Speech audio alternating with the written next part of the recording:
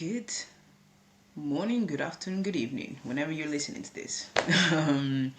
This was one video. It took me a minute to actually get started because I understand the depth of what this video could lead to and also what it means and how important it is for the message itself to be communicated. But at the same time, it's also an introduction to my universe, to 400, to SHS, we changed that name, but you'll find it in the blog post, the updated name, in the blog, not blog post, but in one of the blog posts in the blog, which is not just a blog, and there's a video that explains a bit more in terms of the blog itself, but I utilized and I started this project in 2023.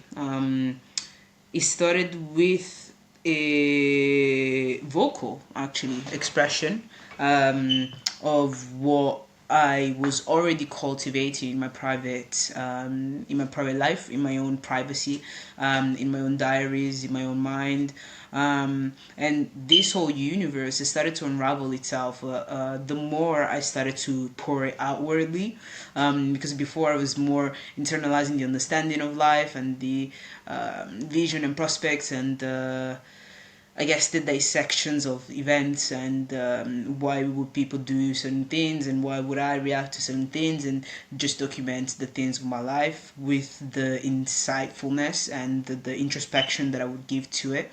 As I growing up, writing was my way of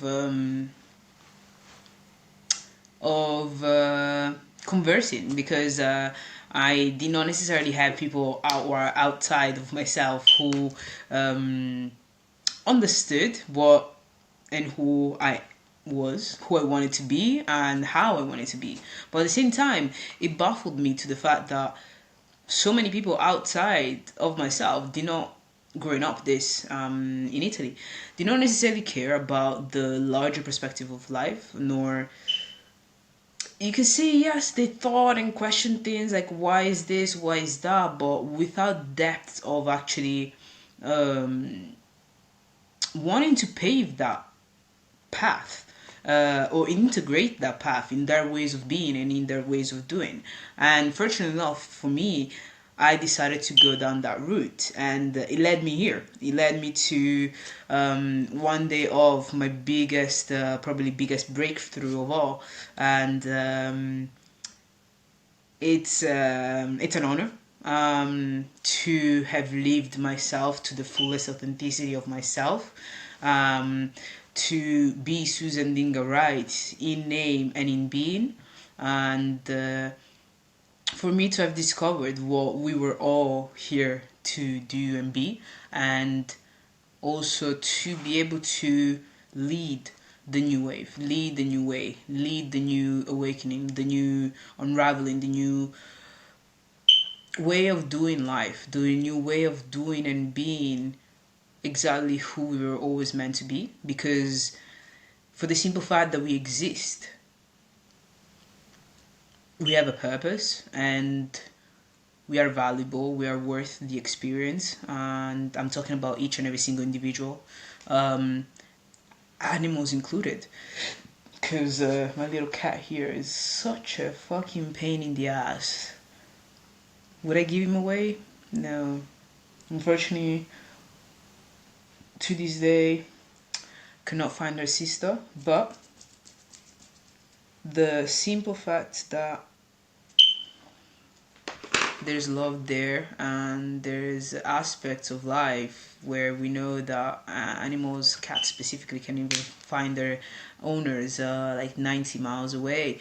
There's always there's that hope that one day I will definitely find her. But that is outside of the reason why I sat down here to record, because I really wanted to give an outlet to what to expect in the next couple of years going forward from today, the 20th November 2025, and also what to get ready for, what to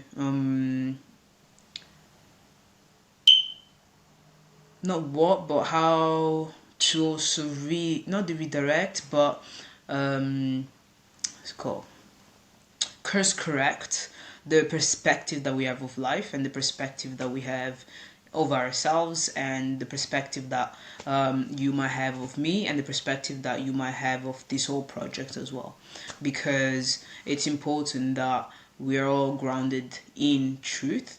And there's going to be a lot of speculations, there's going to be a lot of misunderstanding, a lot of all of that shit. But for the simple fact that I'm sitting here to go through it myself, it's already grounding what the truth is, and how that truth has come about, why that truth is important, what that truth means for our future, and all the other wheres and why not, right? So yeah, so I said this whole project started, this whole vision, which I didn't have necessarily a title, or didn't have necessarily I didn't have the depth, well, the awareness, the conscious awareness to the depth at which I am now, because my main goal was to just wake people up, to unravel people's minds, to widen people's minds to the larger perspective of life that we all have access to. But let's be real, probably you and most of people in your life don't necessarily acknowledge or live by, more than anything, because it's not even the acknowledgement of things. Like, majority of people do understand these things, is that they just choose not to live by them because of how outside of the current structures of life are. So, to break that sentence down, because even hearing it doesn't, it will make sense to some, but it might not make sense to others. So obviously we live in a construct of life that's heavily ruled by a minority, where the majority suffers the pains of that minority, because of that minority's ignorance, and that minority's sense of superiority and complex and whatnot, where they don't necessarily understand that we are one consciousness experiencing itself, that everything was a unified field of plasma that was greater than anything, because it was all that there was and ever was and will ever be. It just happens that it started vibrating, and the first vibration created the black hole, and that black hole started shitting out planets, and those planets started energies and whatnot, chemical reactions, started creating planets and started creating galaxies and solar systems, and all the way down to Earth. And the same chemical reactions that happen when a sperm meets a ovary is the same. So let's say that the ovary was the united field. Yeah, I'll take the united out of United Kingdom and United States of whatever. Sorry guys, but hey, that country is not real. I'm sorry, but it's just a massive experiment, and yeah, we're coming there. No worries. It's like the ovary was the united field, the unified field, and the sperm is the vibration. Vibration, that united field. Wherever in the united field, unified field, I like it better, that vibration happens, a sort of like a black hole happens. And a black hole is just a chemical reaction that creates the reaction of creation. It's like when we feel that sense of boredom, where, oh, I've got an idea, and we come up with something. That boredom is the black hole, because it's the emptiness, it's the feeling of emptiness, it's that vibration that creates that crack for the sun to come through. And the sun comes through visions, yeah, that too, movement, like this is the black hole to this, for example. Like, are you getting what I'm putting down? Because it makes so much sense in my mind, but I understand that because not many people do have, first thing, like, there's so many degrees to consciousness, and there's people that are completely words. I mean, to be fair, okay, I'm gonna preempt it, so at least I can use whatever word after that, because there's always a way. It's whether you're confident and comfortable enough to make that way, right? So I'm gonna say it here and not say it again. If I use words that offend you, please do not get offended, but ask yourself, why am I offended by this word? Why am I offended by a simple word that on itself means nothing, does nothing, doesn't pay for my bills, doesn't slap me, doesn't physically hinder me, doesn't do anything to my being? So why am I letting a word affect me in a specific way that's not necessarily in an elevated way? Or it's what black hole is this word creating within me, and what is it trying to enlighten inside of me? Because that's what we are to the unified field. We are an enlightenment because we are an experience that the unified field cannot have by itself. It needs to experience itself by vibrating itself to create different aspects and different individual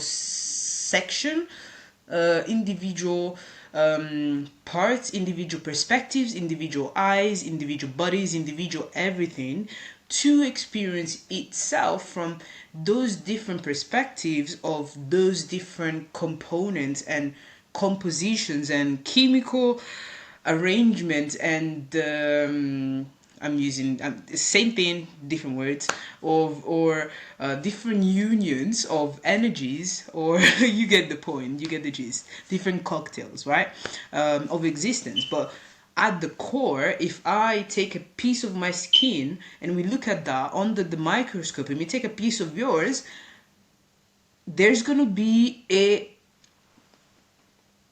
as we go, we'll see all the different differences, all the different things that make us two different. But we're gonna reach a point where things start getting very similar, very, very, very similar. And then we get to that point where things start, actually not start, but stop being different. And that's where we have the first initial component that we can calculate, that we've built a machine to calculate, right?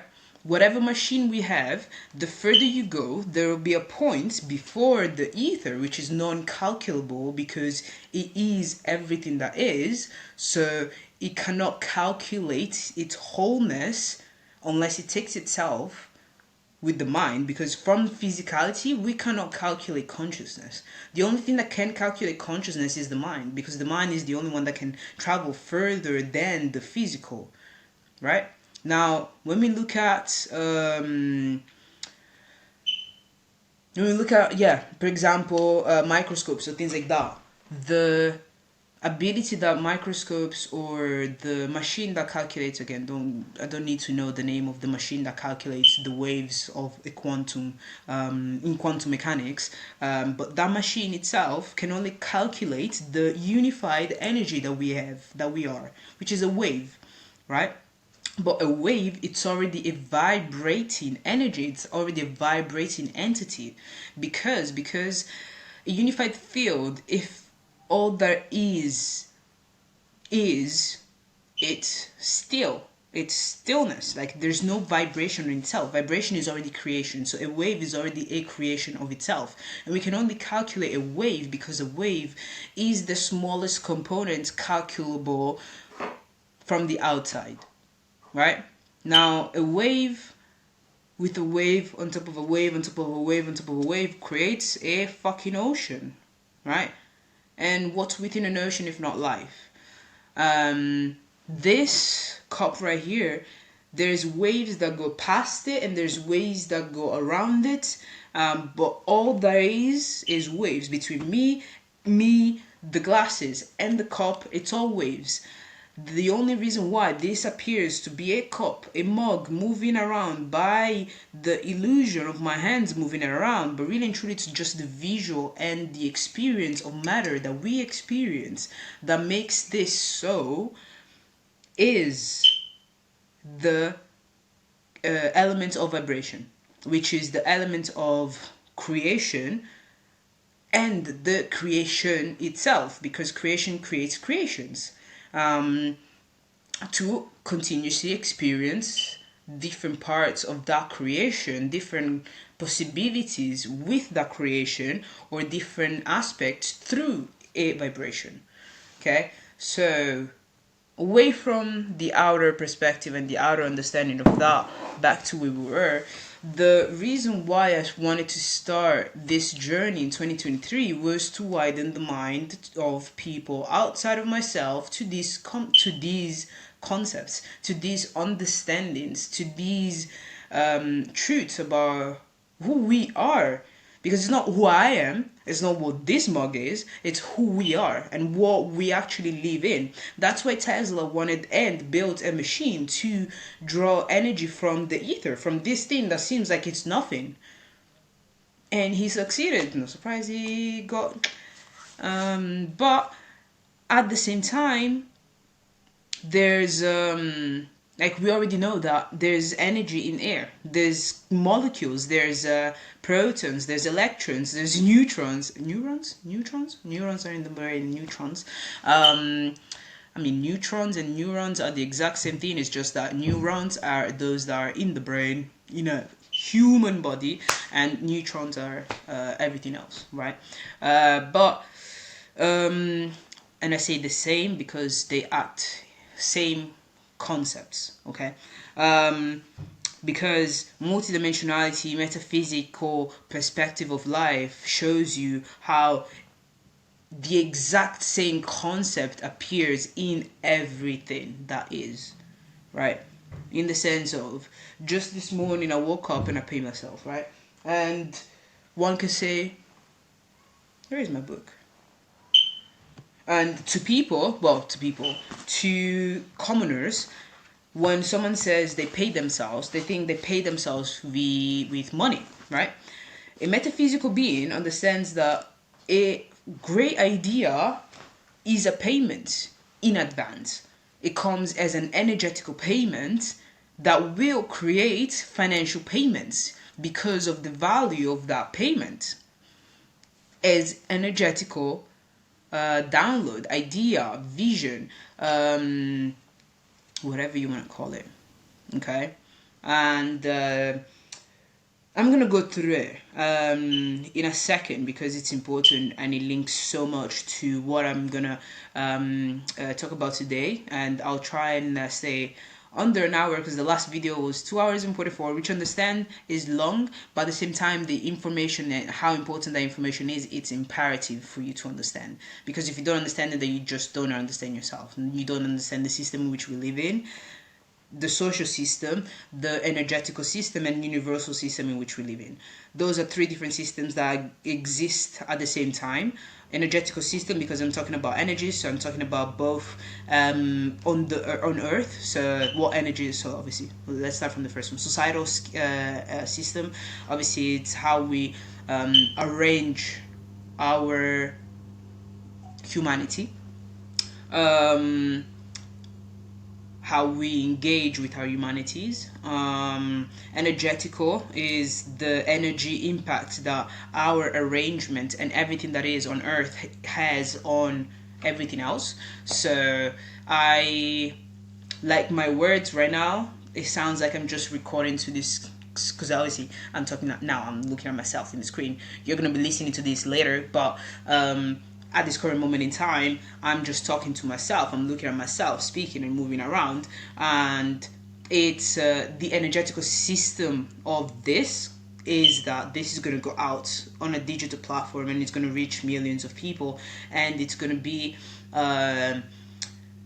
widening that seed that we all have of consciousness, because it's not, we never plant seeds, we only widen seeds that already are there. So it's up to you to decide which seeds you want to nurture, which seeds you want to widen, and that's why I'm going to talk today specifically with the undertone and underlining perspectives and concepts of nature and nurture, because if we don't master nature and nurture unite, nature and nurture, because it's never a nature versus nurture. It's always a nature, nurture, and nurtured nature, and nurtured, and the nature of nurtured nature, right? I'm gonna break that down, so don't worry, because it sounds like, oh, you're just saying words. Yeah, cool. That's you, not me. That's your understanding and perspective to it, because if you would understand what I'm actually saying, you would understand what I'm saying. Simple as that. Now, in regards to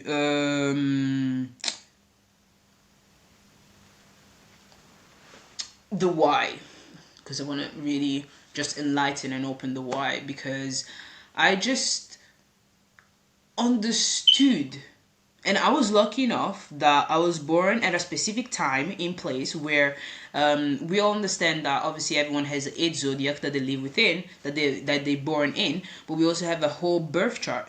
But at the same time, it's not even just about the whole birth chart in this specific. It's gonna link with it, but just give me a second. The zodiac sign that I'm never going to be able to finish this in 1 hour, but that's fine. So you stick around, you don't, it's up to you. I really don't care, because I know where we're leading, where we're going. So it's whether you want to hear it now, hear it first, or hear it later and hear it last. Completely up to you. But in terms of the zodiac signs in which we born into, so we have 9 signs that have already infused our own being, because during those 9 periods, those 9 months, we have completely so absolved the energies of both the societal system, which, as I was saying, the engagement of humanity, the energetical system, so like planetary systems and how everything affects everything else, which is the interconnectedness of all things. And then we have the universal system, which is just consciousness, is everything that is, and that isn't necessarily something that influences unless we allow it to influence us. For example, I've completely allowed to influence my life, because that is our origin. That's why we exist. That's why we're here. All the questions where people and great philosophers and whatnot, they all questioning why we're here, why we exist, what we're here to do. Well, the answer is quite easy. We are a unified field experiencing itself, and the only way that we could experience it ourselves in a way that we could experience everything that we could be is through differentiation. So the only reason why me and you are different is because me and you need to experience what difference is. And it's not because me is better than you, no, and it's not even because of whatever societal tag you want to give it. It's simply for the concept of me experiencing who I am from the inside out, and me experiencing who and what everything outside of me is from the outside in, and vice versa. Okay, so that is the why. That is the big question. Why are we here? Why? And I grew up asking myself and going through philosophers' rabbit holes, and the more I looked at all of them, the more I was like, well, the answer is easy, but why are we not actually taking that leap? Why are we not going there? Like, we already have the answers. It's just about bringing the answers all in one place, instead of having different sectioned answers and different silos of truth. That's what metaphysics is to me, right? Metaphysics, we leave that to them. Metaphysical perspective of life is to see all truths under one truth, because that's all there is, and that's all there'll ever be. Past, present, future, doesn't matter. Up, down, left, right, doesn't really matter. That's all that there is. We just have to accept it. Once we accept it, then we can move forward. We can stop asking ourselves why we're here and actually start being here with purpose. And then we can take it to expansion, which is mastery.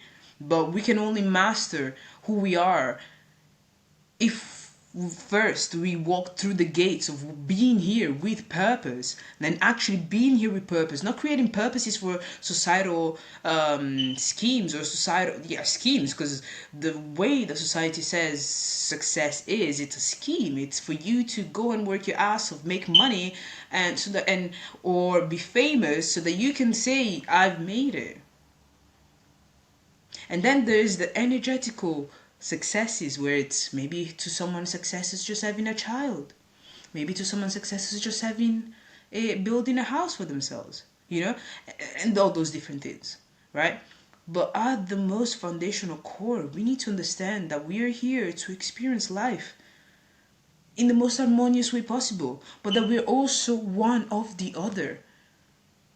That is the thing that we cannot seem to be able to, I don't know, like fucking keep it within our brains. Like, it's just baffling. And we keep looking for reasons to be separate and be different and be special, instead of looking at the things that we have in common and what we don't know, or what we don't know, what we don't necessarily house because someone else houses, because pieces that I have aren't necessarily pieces that you have, because clearly I look different from you. Clearly we are two different beings, so clearly we have two different reasons for being here. So why should I put away the things that make me special to be like you? There's no one else that can be Susan Ndinga Wright better than me, and there's no one else that will ever be. Like, why would I give away my own individualism, the thing that makes me me, the thing that I've incarnated to be, the thing that my parents went through 9 months for me to be, the thing that life and synchronicities and trajectory had my parents meet on a train between two different regions in Italy,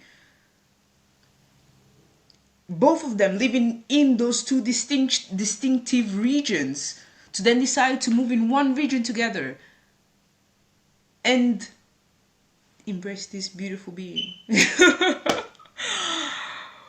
Even before that, them coming to the country itself, coming from two different countries from another continent, their parents born in them, giving birth to them. Like, everything had to happen exactly how it did for me to be here right now, sitting in front of the screen, talking to ya, talking to myself, because I'm talking to another version of me. A version of me that has different ingredients, but is also very important to the same vision that the consciousness has. And the vision is only one: to experience ourselves for however long as we can, to the best vibration, to the best states of being possible that we can. Because us being in the best state of being possible allows us to be able to experience us for longer. Because who the fuck wanna experience life when it's a dreadful life for infinity? Consciousness does not want to do that. So we are currently, the societal scheme, the societal system is currently propagating mindsets, perspectives that hinder the longevity of our consciousness experiencing itself.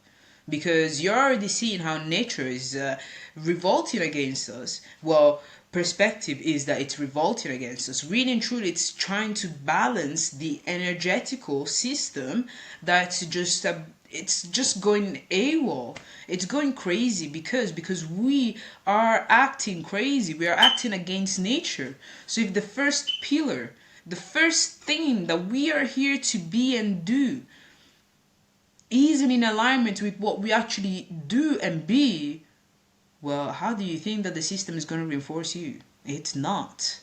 And that's why I had to get all the way to here for me to have my breakthrough.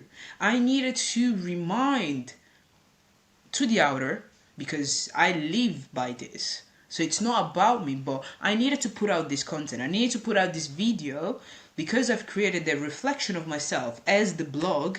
There you go. We go back to there. I needed that reflection to reflect my wholeness.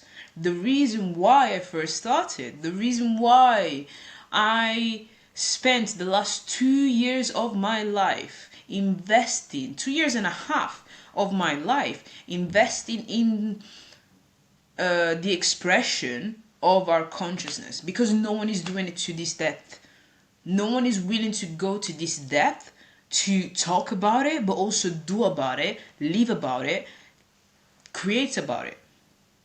Some create about it, some talk about it, some dip their feet into it but don't really live by it, because live by consciousness right now, it's going against the whole societal system. Literally living by our consciousness is going against the whole societal system right now. And yesterday I had to close that door with my dad, because my dad was like, "Oh, you're giving numbers, you're going crazy, come back to yourself." And nigga, I've never been a nigga again, because I feel like every time that I say this word I have to explain what nigga means.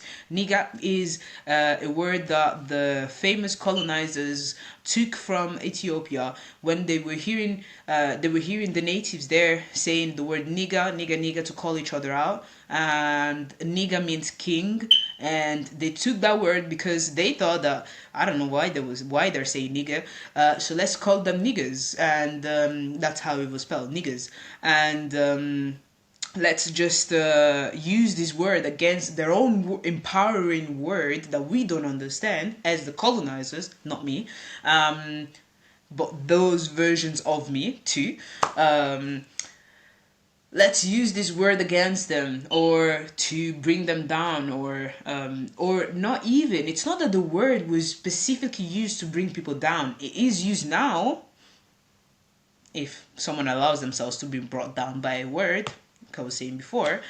But it was more than anything, they were looked down upon already because of they're black, or they seem to live in poverty, because the colonizers come from a big economies, yeah, big money, big success and expansions and conquering bullshit. So they come in a place where everything is based on nature, and they think, oh, these laws are stupid. So, and they're calling each other niggas, so we're gonna call them niggas. But because they're stupid, and then we call them niggas because they call themselves niggas, they just fuse the two. So they made a word that is empowering, be attached by the negative perspective of the individuals that they were calling. To break it down to you, just give you a little bit of a history education there, just in case you forgot your own history, because many do. But when I was saying that I closed the door yesterday with my dad of me ever trying to deem myself to make someone else that lives and chooses to live in the societal system, to deem my own light for them, never again. I mean, I haven't been doing it for the past 2 years, especially, but it's not happening. It's simply not happening. And I haven't been. When I say I haven't been doing it, I haven't been doing it to the degree and to which I was conscious of self, to which I was conscious of it, right? Because we can say that we never do things and we always do things, but we have to add to the level of consciousness that we have about that one thing at that specific moment in time.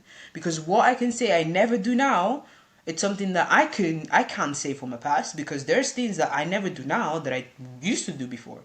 So using the word never and always are quite detrimental if we don't give them depth, or if we don't allocate them to a specific energy. Because every time that someone says I never or I always, trust and believe you will find a time where they not did always, and where they did do something which disrupts the never. So, I had to tell my dad the reason why I don't share with you my stuff is and what I do is exactly because of this. Because when I do, you think I'm crazy because you don't understand it, because you don't even allow yourself to understand it. You don't allow yourself the expansion. You don't allow yourself to open yourself to the world in which we live in. Because you've gone yourself so used to living in the world in which we currently are. And this, I'm using this example of my dad just because it happened yesterday, but this is everyone in life right now. Everyone in the societal's concept is being this to a degree. Trust and believe they are, because if someone is subscribing themselves to a specific way of doing life without necessarily trying to demolish the whole ways of doing life, with also a thorough plan for the future, because you can't just burn down a house without having a plan for it. If not, it just becomes ruins. What the fuck are you gonna do with ruins? Take pictures of it, great. And that's what I was saying before. Some create, but just to create is detrimental if it's not based on a harmonious system. And we clearly do not live in a harmonious system. So we cannot, right now, we don't have the privilege to just create for the simple fact of creation. We need to give depth to things. We need to make sure that we are creating a system that can sustain itself to infinity for us to be able to then create infinite amount of things. And at that point, our mind will be so grounded in our conscious selves that anything that we create is going to be conscious and is going to be mutually beneficial to me, you, and everyone else. Because that's the goal. The goal is not to just create something that makes me higher or something that makes you higher. The goal is to create something that makes us all healthier, safer, truthful, in harmony, nurtured, in nature, embodied, all of those nice words. Because right now we're none of those. Well, I am. I cannot say for that. I cannot say that for the rest.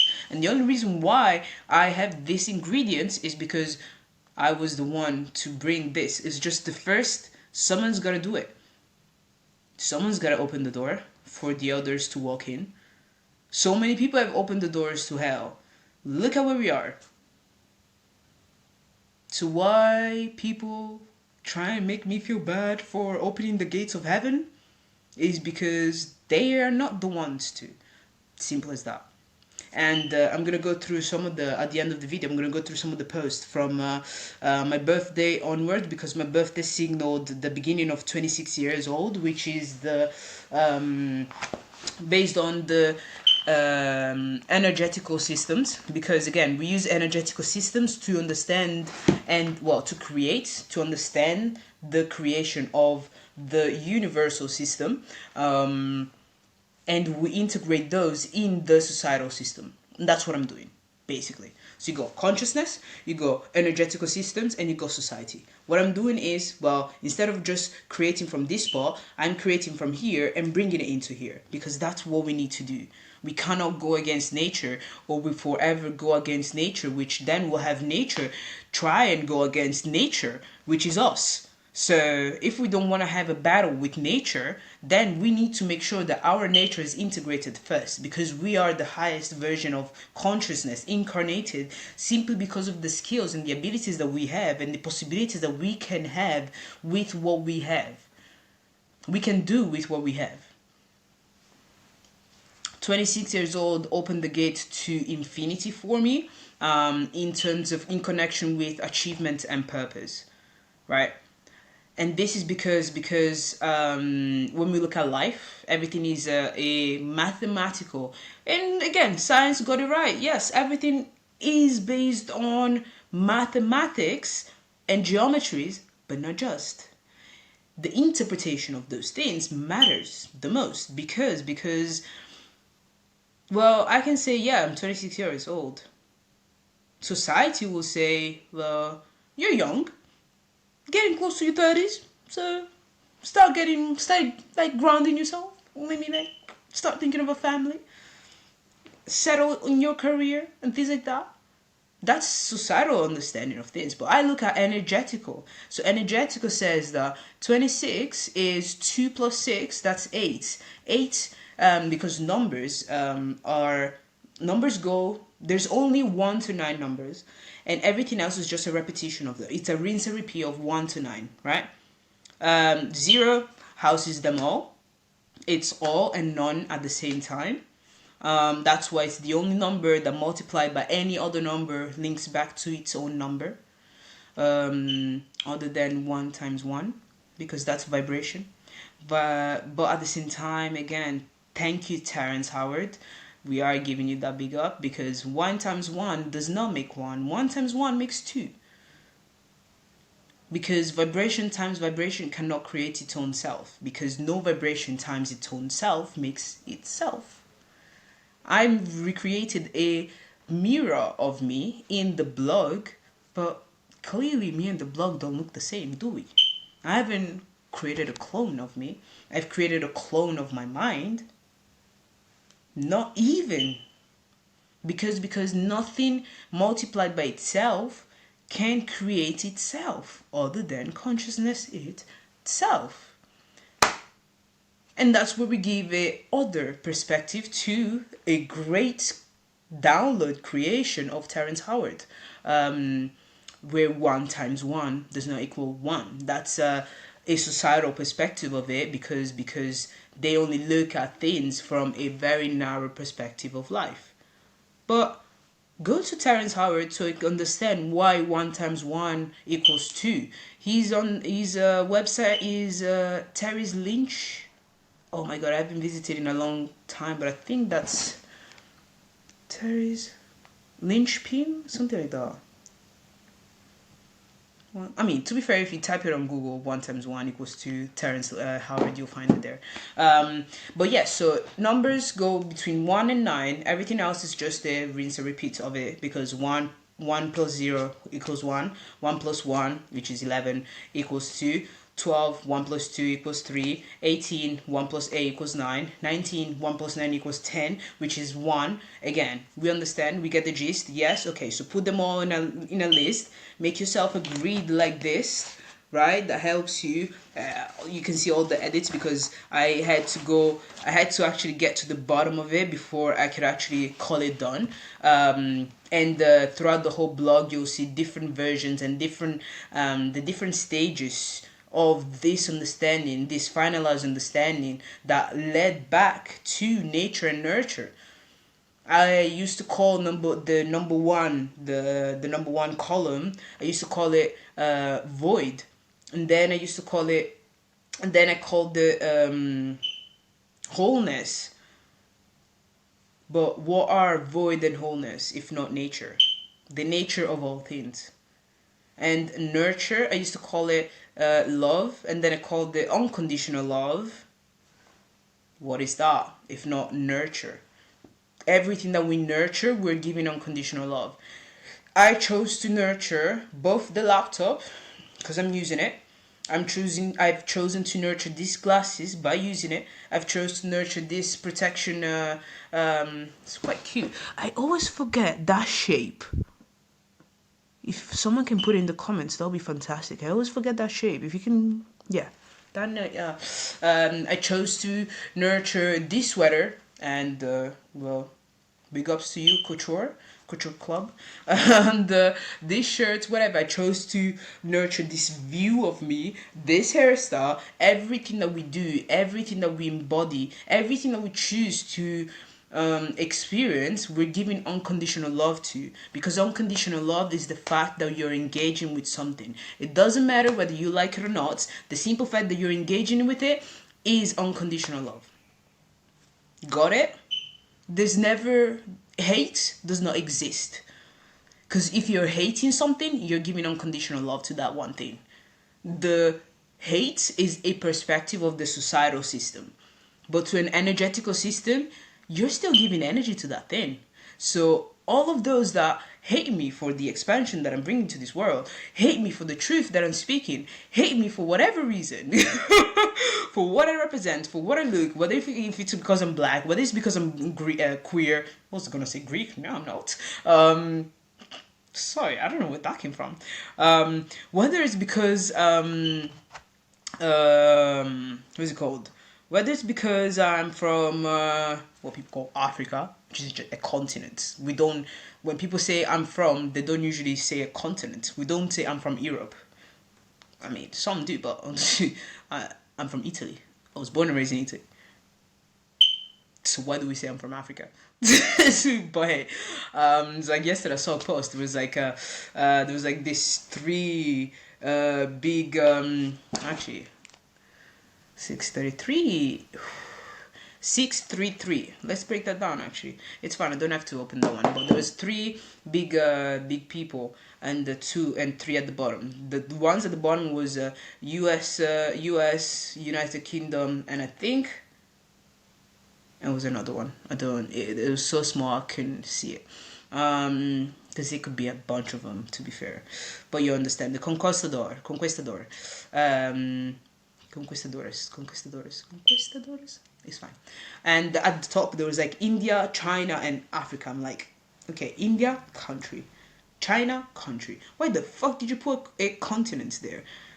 Because obviously, yes, it is unfortunately one of those continents that has been what was I gonna say? Invaded the most, but still, not the only one. Besides the point. So 633. So that's a synchronicity, right? Where two things on the energetical system, when two things happen and two things merge with each other while something else is happening, right? Now 633, so we have 6, which is harmony, and we have 3, which is embodiment. So 633 is also 6 plus 6, which is 12, which links back to embodiment. I'm fully embodying what I live by. What I talk about is my embodiment, and I had the embodiment before I started expressing it, because I don't just give words, I don't just put air to my mouth, I don't need to speak, I don't need to express. I'm expressing because it doesn't benefit anyone, me hoarding this information. It doesn't benefit all the versions of myself, of who I know are all the versions of myself living in different timelines, different different energetical experiences, let's put it that way. And the only reason why I also said different timelines is because right now we are living in a scattered consciousness. There's scattered timelines. There's timelines that are like pulling you in all directions. That's why people are so fucking, that no one is grounded within self, because oh my god, there's that one thing, and then there's that one thing, and then there's that one thing that's strong. All of them competing for your attention. I'm like, what's your timeline? Okay, if your timeline goes backwards, why are you even considering those 3 timelines that are in front of you? If your timeline goes forward, why are you considering the 10,000 timelines that are behind you? Like, you know, that type of understanding. When I was saying about me closing the door even on my dad, and me not dimming my light, because this is what I'm here to do. I'm here. This is my purpose. I'm living in my purpose. I'm living in the mastery of my purpose. I'm going to be living in the embodiments of the mastery of my purpose from, I'm so excited for it, from 28. Like when I hit 28, whatever purpose I've built for myself, and if this is the purpose that I have right now, I cannot even imagine. This is the level at which I've integrated my purpose in my own being, in my own life. I cannot even imagine in 2 years' time what this is gonna look like. I'm so excited. Oh my god. Because I've been living the embodiment of mastery of my purpose, whereas now I'm living the ethereal embodiment of my purpose, simply because I've gotten myself there as an achievement. And next year it's all about completion of purpose, which is the with the grid that I was telling you to have written down. Hopefully by now you've written it down and go as far as you can. On the left hand side, you want to put the ethereal understanding, the feminine energy of what that number represents, right? And this goes in 4 stages. You have curiosity, which is the first between 1 and 9. You have intention, which is between 10 and 18. You have purpose, which is between 19 and 27. And mastery, which is 28 to 36. And then the 4 cycles repeat, because everything is a repetition of a cycle, right? Mastery, the 4th cycle, it's always of expansion. Okay? Because we can live in purpose and that's it. I don't need to master my purpose. But I'm not stupid. I need to master my purpose for us to be able to even get to a harmonious state of being where societal, energetical, and universal systems are all in one. Because the moment we get to live those 3 in one, you see, which is just a different perspective of life, right? Like you have the 2D, right? We're living the 3D, but when we look at concepts, we don't leave concepts in 3Ds when we can leave them in one. We have to unify everything so that we can be different. We can be the separations. But when we look at concepts, we need to unite everything. Because when I get to mastery, I'll be living curiosity, intention, and purpose in one. That's what mastery is. When you live, when your curiosity is grounded in purpose, your intention is to live by your purpose, and your purpose is to live by your intention and curiosity of your purpose. To find out more about your purpose, to find out more about yourself. You are your own purpose. No, you don't have to look for a purpose outside of yourself. You are your own purpose. Just like I am my own purpose. And I'm talking to myself, and it's beautiful because I'm literally refilling myself with this as I'm also refilling you with it. And then on the right hand side, which is the masculine side to things, you put the masculine energy, the actions, right? The things that we experience and see. Because curiosity is like an internal thing. But will is external, because power of willpower. Because having a will to do something is what actually gets you up. Like, okay, you can be curious about what components does a cow sheet have. Okay, I have no will to go and look at it now. Like, maybe one day it will be important. Right now, I don't have the willpower for it because it's not in alignment with what I'm discussing about now, right now. It can be very important information because it might help dive into some of the things, whether it's like farming, whether it's like gases, whether it's even compost, whether it's maybe we can create something from that shit. No pun intended. And then, so will links to curiosity. Intention links with clarity of direction. Because your intention tells you exactly where you're leading to, where you're going. Because your intention gives the heartbeat to your life. Your intention was to incarnate. And that's why you're alive. No other reason. Your purpose, it's why you came here to incarnate. But the intention was for you to incarnate. But because consciousness does not create anything without meaning, that's why we all feel empty when we don't have a sense of purpose. It's because we're not looking at ourselves as the purpose itself. We're looking at all outside. Oh, that person is that purpose. Or that person does that. Oh, that person. Who fucking cares what other people do, guys? Like, forget about it. I said I wasn't gonna do it within 1 hour, 54 minutes and 33. I love it. Um,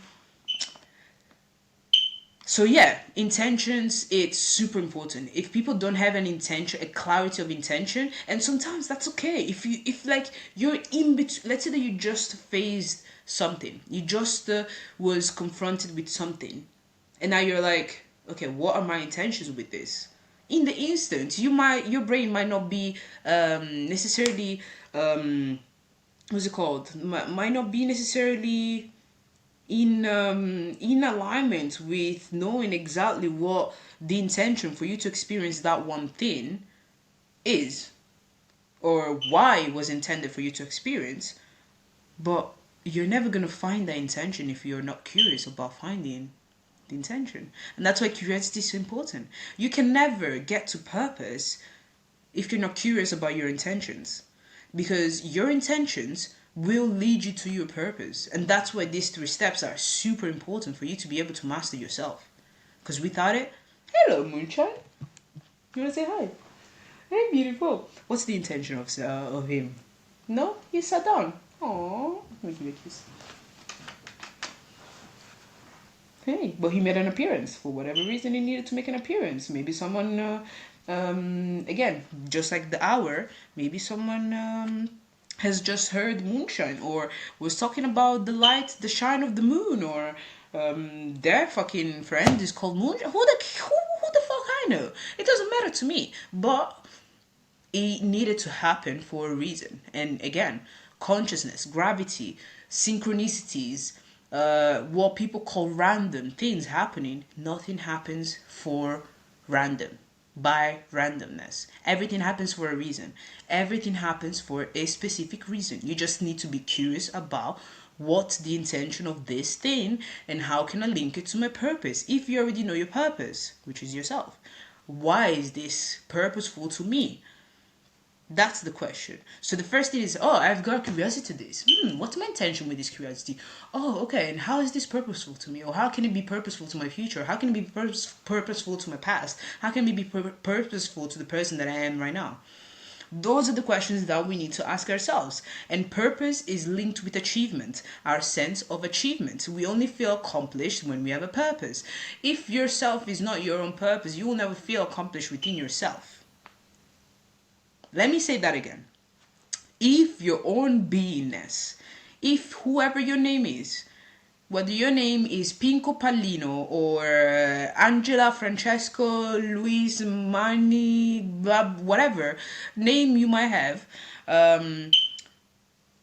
if your own existence isn't your purpose, you will never feel accomplished with yourself. You will look for things that make you feel accomplished, that give you the nice pat on the back, but once that pat on the back, once the energetical impact of that pat on the back wears off, then you have to start looking for a new thing to make you purposeful. To make you feel purposeful about yourself, or to make you feel purposeful about your own time, about your own life, about your own days, about your own seconds, about your own minutes.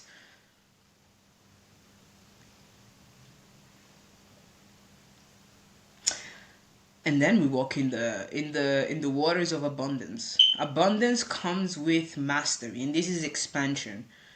This is when you have more than, when you go above and beyond your own self, where you've mastered the concept of purpose within yourself. Like, you understand why you're here, and you're paving the way to your why. What triggers you? Why were you a synchronicity? Why were you a child? Why were you a conception? Why did you make it through? Not everyone does. Why were you that ovary? Why the ovary that you were chose the sperm that came into contact with you? Why did you make it through the 9 months? Why did you make it through the fucking atrocious impact that birth is itself? Why you? You see? I don't know if you heard that, but he did a yawn literally as I said that. Oh, beautiful. Oh, beautiful being. Oh. Did you came in my life just for you to say meow in this moment in time? No, of course, but it was just say. He did another yawn there though. But and mastery is, and again, obviously these, when I say that this is like based on like the years, like life years, right? Is because these are the macro understanding of these four energies, but these energies go even throughout the whole day. In the morning, the first, so if you were to divide 24 hours in four, 24 divided by 4, that's 6. So every 6 hour, you should move between curiosity, intention, purpose, and mastery. So what time is it now? It's 6:47. 6:47. It's the second 6, so it's third. Oh no, this is the oh yeah, 6:48. So it's like the last one. So it's mastery time. It's mastery time. And I started before 6, so that was still part of the purpose, where I was actually speaking about purpose, and then I navigated into mastery of purpose. Like, those things don't happen by chance. Even if I was to dissect this 1 hour alone, 144 seconds, 144. If we were to dissect this 1 hour alone, well, not 1 hour, well, if I was to stop the video here, then I would only dissect the 1 hour. But because the video doesn't stop now, we would have to dissect the whole entirety of things, the whole entirety of the video, and see, okay, divide it into 4. The first bit, build that, is only to build curiosity. The second thing, the second part is where the intention is. The third part is the purpose, and the fifth part is the mastery showed. You know, and those things really, again, it's macro. There are 4 systems. There are 4 understanding, 4 concepts. You can call them seraphims, because seraphims are embodiments of concepts and ideas, right? So these 4 seraphims are curiosity, intention, purpose, and mastery, and they come about wherever you want them to come about, because they're concepts and ideas. They're embodiments of universal understandings of life.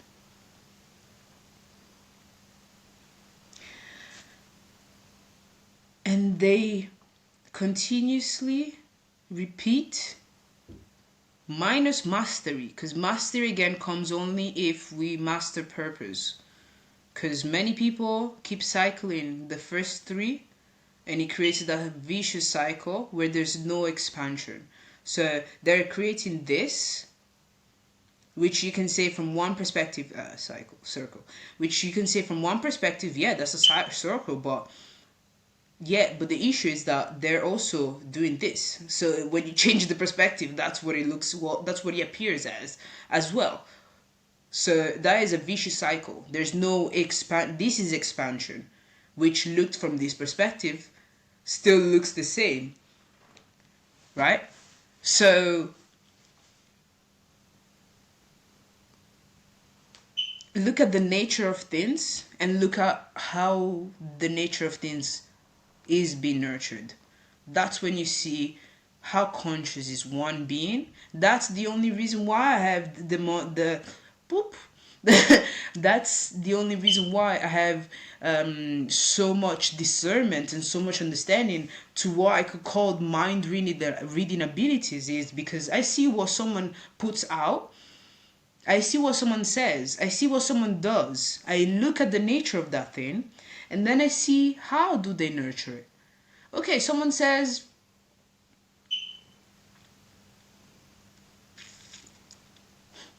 I'm looking for an example that's outside of my close needs within this 1 week, just for it not to be too personal and too close. Okay, if someone says, to be fair, I'm going to be naming some of them, so let me actually go through it. If someone says, I'm a leader, I'm here to help people, I'm here to elevate people, okay, how are we nurturing that? Are you expanding yourself so that you can actually help someone's expansion? Because people will always be as useful to you, you will always be as useful to others to the degree that you keep expanding. Because if you stop your expansion here but someone keeps expanding, oh, here you're still useful, you're still useful, you're still useful, oh, here, that's when you stop being useful. Well, maybe here you can be a buddy, you can like go head to head, but if that person doesn't decide to stay at your frequency, that's when you become useless to them. Yeah, because that's the polarity, the toroidal field, plus and minus goes like this. If something stays still, oh, that thing will change.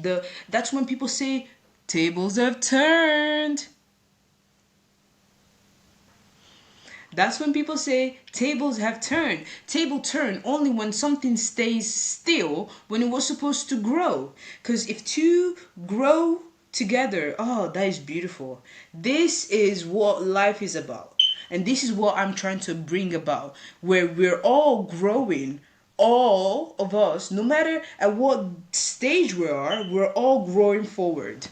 It doesn't really matter at what stage. Like, I could even put it like this, like different, that you can see at different stages. Like from here they might look still, but not really, because but still you understand the point that I'm trying to address there. Is that when the only reason why tables will turn is that someone stopped doing the very thing that they intended. Well, not that they intended, because if someone, so many people at this current moment in time just give air to their voices. They just bring air out as if we don't have enough air outside. Like, it doesn't make sense to me. Shut your mouth, start working inside, give purpose, give intention to the air that you're putting out in the field, because all the useless air that you're putting in the field is useless air that nature will use to rebalance itself, to rebalance the toroidal field of the energetical field, to make up for your useless air. Just let that sit down. Just let that sink in for a second. I was gonna say sink in and sit with it for a second. 1, 2, 3. 3 is enough. When you do stuff without clear intentions and without a purpose, or that it's not grounded in your purpose, because that's the thing, the moment you understand your purpose, you can attach anything to your purpose. You can see why you acted a certain way, why your subconscious led you on a path a certain way for your purpose. I can see that I needed to close the cycle, but my cycle did not start with the blog. That's why I kept on like relooping myself, because I thought that I was like, wait, wasn't I supposed to just master my parents and express what mastery of parental is? Yes. Right? But not just. I needed to express my own purpose. Why did I start expressing outwardly? That was the very thing that was going to allow me to actually trigger the breakthrough. Because without that, there's a bunch of energy that would have put it out, that I would have put out prior to starting the blog, that would have been useless energy. But I've recorded so many things before I started writing them. I was writing them in my diary, but I was recording them as a vocal podcast because I didn't have anyone in my life that would actually, that had the curiosity. Or if they had the curiosity, it was a capped curiosity until that curiosity became too much for them to bear, because they did not really have the intention to grow with it.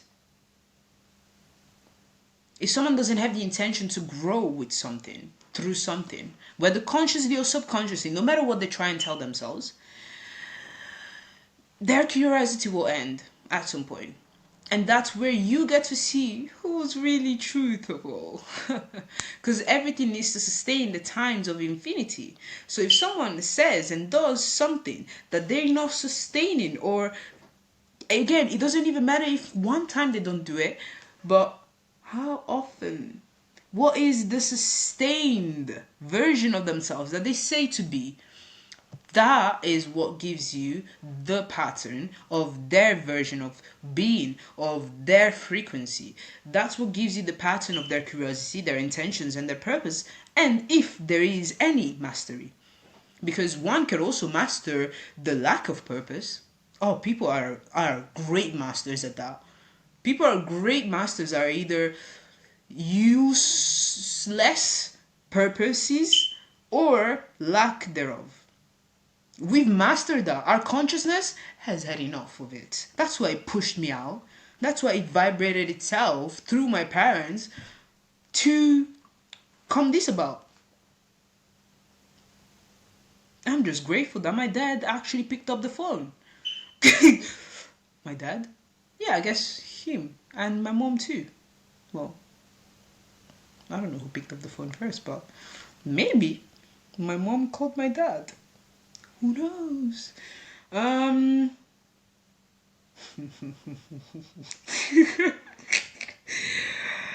We leave those thoughts for the air. For our internal air. We don't need to put Okay. Cleanse your mind. So we've discussed nature and nurture. Well, we've discussed the levels, and now we look at the depth. Depth is constructed by when we open the folders of nature and nurture. We have three different triads, right? Because again, I said they mentioned that the fourth triad is of expansion, and I'll touch on that as well. But the main three that we need to ground first before we can even consider expansion is the first three. The first one is the triad of nature, which is vision and embodiment. That's everything.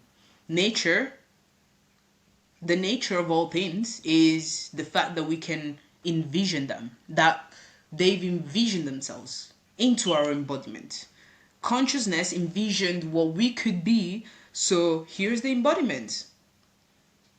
Consciousness, our, me, you, not just me, okay? Again, our consciousness envisioned me, my purpose, me sitting here talking to you in this way, you reuniting all timelines into one timeline of the unified field so that we can have a harmonious time forever.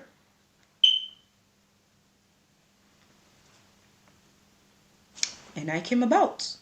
If it wasn't through my mom and dad, it would have been through someone else. I would have still come out. My name would have been different, but the fact that I would have been a conscious sovereign being wouldn't have changed because this vibration was needed to come about because of the state of the nature at which we're living in, of our nature, of our current nature, which is not nature. It's quite the abomination of it, but hey, unconditional love. We're still here, so my subconscious decided to give unconditional love to this shit. Because I've told myself so many times, if this shit ain't panning out, if this shit ain't for us, take me out as I'm sleeping, because I'm never going to kill myself, because I know that this embodiment is so useful and so purposeful, and the vision is so actual. This is just great. It's just great. This is gold. Like, I'm actually gold. So me killing myself or doing anything disruptive to this body, to this essence, to Susan Ndinga Wright, is an abomination. It is a going against the nature of consciousness that needs someone to actually trigger this one thing, right? So I told my subconscious to consciousness, hey, gravity, take me out, take me out. If I'm not, if this is not panning out, and day after day, I kept on waking up, and I kept on waking up, and I kept on waking up, and I kept on waking up, and every day that I wake up, it's universe telling me, we need you even more today, and we need you even more today, and we need you even more today. That's where my confidence comes from. So many people are the audacity. She got such an audacity, or where do you find the confidence, or where? I find the confidence for the simple fact that I am. That is it. That's what we should all do. If you're waking up from sleep, which is temporal death, because we never die. Death doesn't exist. We only experience the concept of it. The embodied experience of it we are experiencing now because our timelines are so fucked up. Our consciousness is so fucked up. It cannot sustain life forever at this current moment in time. Who would want to live in this society forever? Why do you think suicidals are going up? Like, this shit is not healthy. Of course, death is an inevitability. In my world, oh, trust and believe, I'll be the first immortal. If we don't already have vampires, which I believe they exist. The only thing is, they need to live hidden. I'm here to create a universe where I don't need to suck no one's blood. I don't need to stay hidden. I don't need to hide my nature. I don't need to fear something specific that can kill me because I understand that I'm everything. So nothing can actually kill me. Nothing can bring me down. Nothing can disrupt me. I could drink a cup of poison right now and nothing will actually work. Because I've trained my body so. I've trained my body to lose 20 kilos without going to the gym or whatnot. I've trained my body to not just lose weight, sorry, because losing weight, because there's also the fact that I was intermittently fasting, but I built muscles. I've shredded and bulked at the same time without even gymming. With the power of mind, placebo effect is a thing. My eyesight, these are for aestheticism, right? I was nurturing a vision of me sitting here with glasses because people who see glasses, they see smartness. So let me give people whatever they need to see for them to go through the curiosity gap. Let me give you my tricks. Which really truly ain't my tricks. They're societal tricks. You see how people use all those lighting things or clear videos or the best cameras or effects and the introductions. It's all the same shit. Or the suits to look smart even if they're stupid as fuck. All the same shit. But I know that I'm smart whether I have these on or not. I just needed you to think that I was. Because you might see these and think I'm stupid. Or that I'm just a fucking stoner. I am, that too, for sure. But bitch, stupid, I'm not.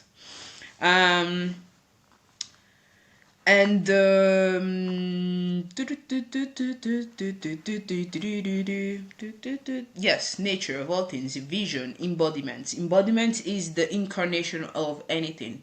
I've incarnated my essence into the blog. I've incarnated my essence into the podcast. I've incarnated my essence into the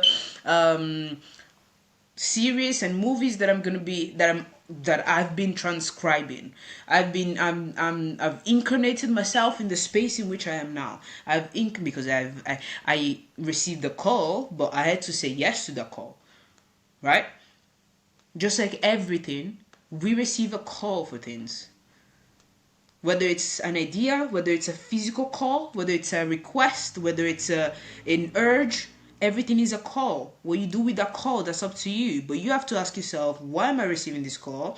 What's the intention of this call?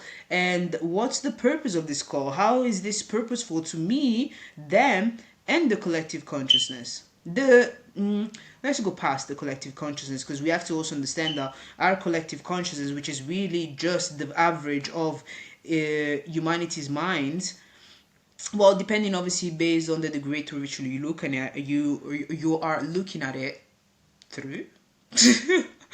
If you're looking at it through the lenses of collective consciousness as humanity's collective consciousness, then sure. If you're looking at it as Earth collective consciousness, then you gotta put inside also animals, things, stuff. So, what's the consciousness of this spoon? How well does this spoon feel that he's been treated, he, she, it be treated? It's got a lot of lines. Scars, a lot of scars, definitely. So the energy of how the spoon feels about its consciousness and its use, its purposefulness, also impacts the collective consciousness of Earth. This is the dilemma that many don't want to accept, because then they will have to look at how they treat everything. I had the partner where I said this, and they're like, I cannot.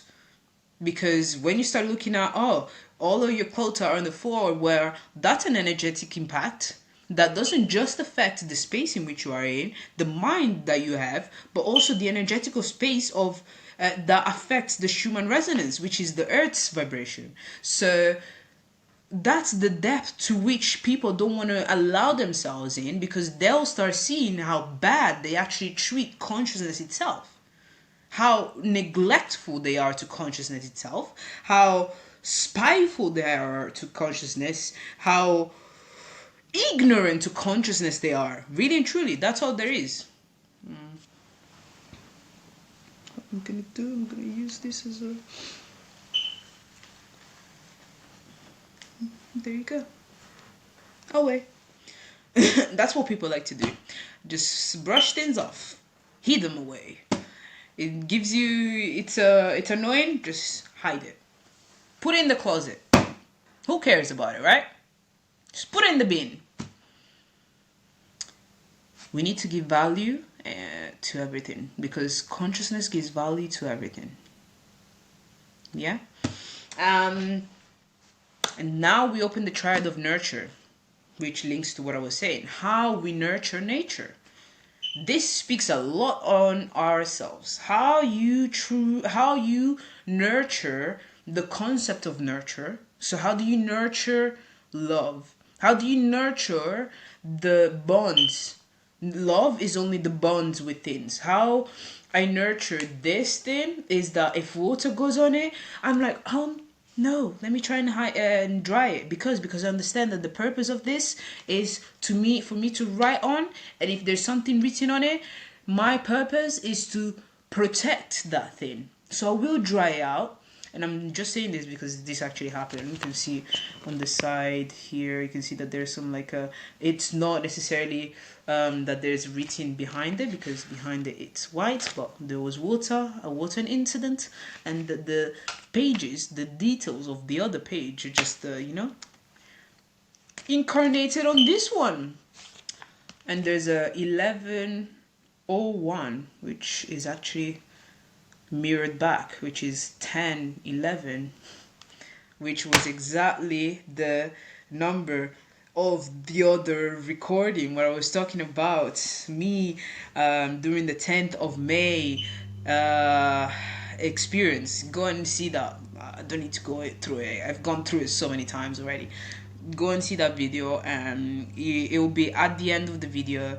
I think it's the last 5 to 10 minutes where I talk about that experience, and I'm gonna pick up something from it, the Galactic Federation, which is based on the zodiacs, but I'm gonna get to that because that is juicy stuff. But when we go to nurture, when we look at nurture, this is our relation with relations, with relationships in general of all kinds. My relation with this, do I respect this cup? My relation to people, do I respect them? My relation to our consciousness, do I respect it?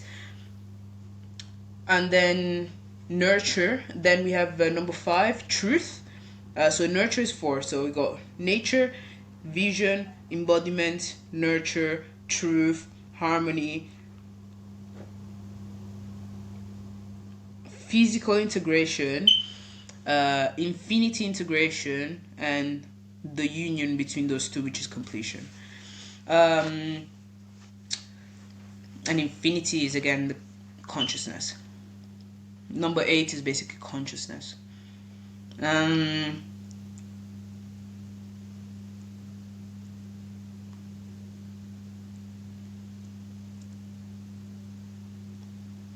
I can do that later. Truth. I mean, how do you nurture truth? How do you nurture your own truth?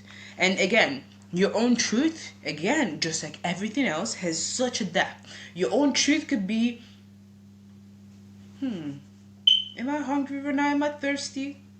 That's a truth. Like, well, That's a curiosity. I'm not hungry because I'm full, but I am thirsty, so I will drink.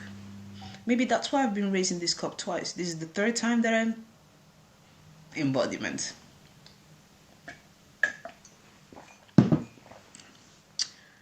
This is also the understanding that your subconscious acts on your behalf, whether you know it or not. If you pay attention, you'll see why your subconscious acted in certain ways before your consciousness was conscious about itself. Truth is also, are you honest about your internal world? Are you honest about your emotion? Are you honest about how other people make you feel? Are you honest about the relations that you have in your life? Are you honest about how you want to be in relations? Are you honest about everything that is known to you? And are you living in truth? Are you honest about, are you nurturing the truth of our collectiveness, of our essence? Right? And then we move to harmony. Harmony is how, because obviously truth on itself could create this harmony. So how do you find harmony with truth? How do you nurture the harmony of that truth? Or how do you bring that truth in harmony? Through nurture. Because everything can be. But if you don't give harmony to truth, people will not be able to harmonize with that truth. And that's why this whole video is also giving harmony to that truth. It's the last link. Right? Well, the last link is tomorrow, but that's for tomorrow. This is the truth of that harmony. It's the truth that triggers that harmony, right? If we have to look at things on a linear perspective. You can give purpose and build intentions to anything that you do. Okay. And then we have physical integration, which number 7. Integration, or you can call it also physical completion, because number 7 echoes the merger of nature and nurture, right? Now, nurture is an action. So nurture, truth, and harmony, they're actions. Nature, vision, embodiments are natures. They're being. Their essences that exist and that are. So like, you can say that the first triad is be, the second triad is do, and the third triad is feel, right? Those 3 are the only 3 that matters, because then you have the 4th, which is love, the heart chakra, which is what gives, it blasts everything that is. It's the one in the middle for a reason, because you got 3 chakras below and 3 chakras above. So in between these 2 triads, the heart is the merger of the 2. It's the completion of the 2, right? And right now I'm merging myself. Oh, no surprise. No. No worries. I'm merging those. Well, actually, I've done that repeatedly. So at this point, I'm just expressing the merger of the vision, the purpose is 7 chakras into one. Because then we have crown, third eye, expression. Yeah, speak. Third chakra. But the first 3 are the 3 ways of doing life, and the 3 are the ways through which we experience life. So let's say that the first 3 are engagement, the above 3 are experience.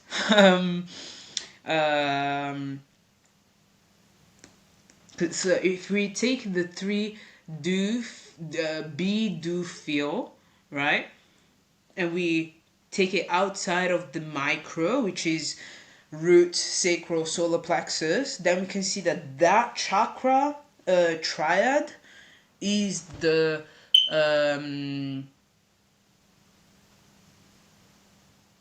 is the triad of doing, nurture. The things that we need to nurture is our being, our doings, and our feelings. The heart chakra is completion, is integration, is just the merger of the two. And then the upper chakras are the do, expression through sight, through download, through knowing. Those three things are our doings. They're the things that we need to do, that we need to focus in life. Like you, through these three, you get to give value to the lower three, because again, everything. So if let's say that this is me, right?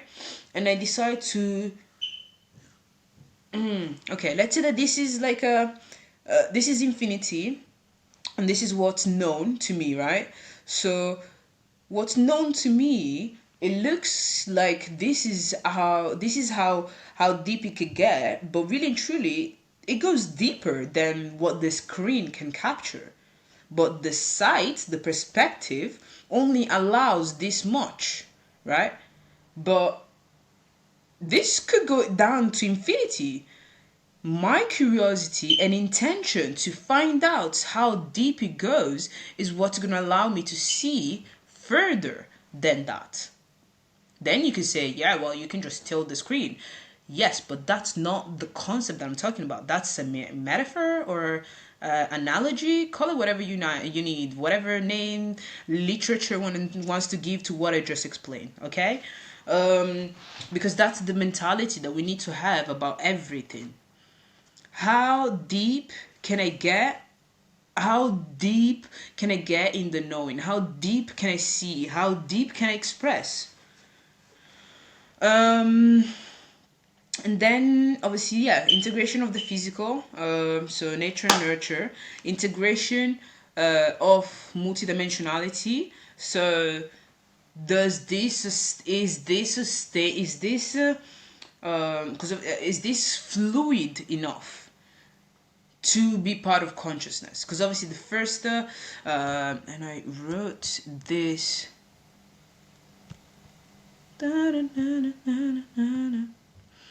Yes. When we look at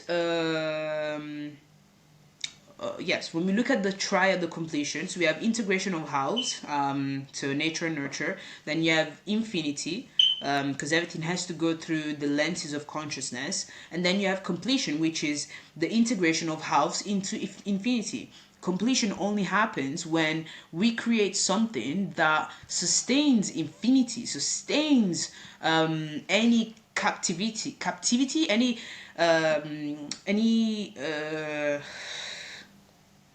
boundaries. Yet the choice is for it to be bounded for the simple fact of the experience. Meaning, I understand that I could go on for life, immortality. I could live for infinity. There's gonna be times where I'm gonna choose to go to bed. There's gonna be years where I'm gonna choose to sleep for those years, and then reawaken in the same body. Because me falling asleep won't allow my consciousness to leave my body, which means that my body will sustain itself for infinity until I decide to reawaken to utilize that body.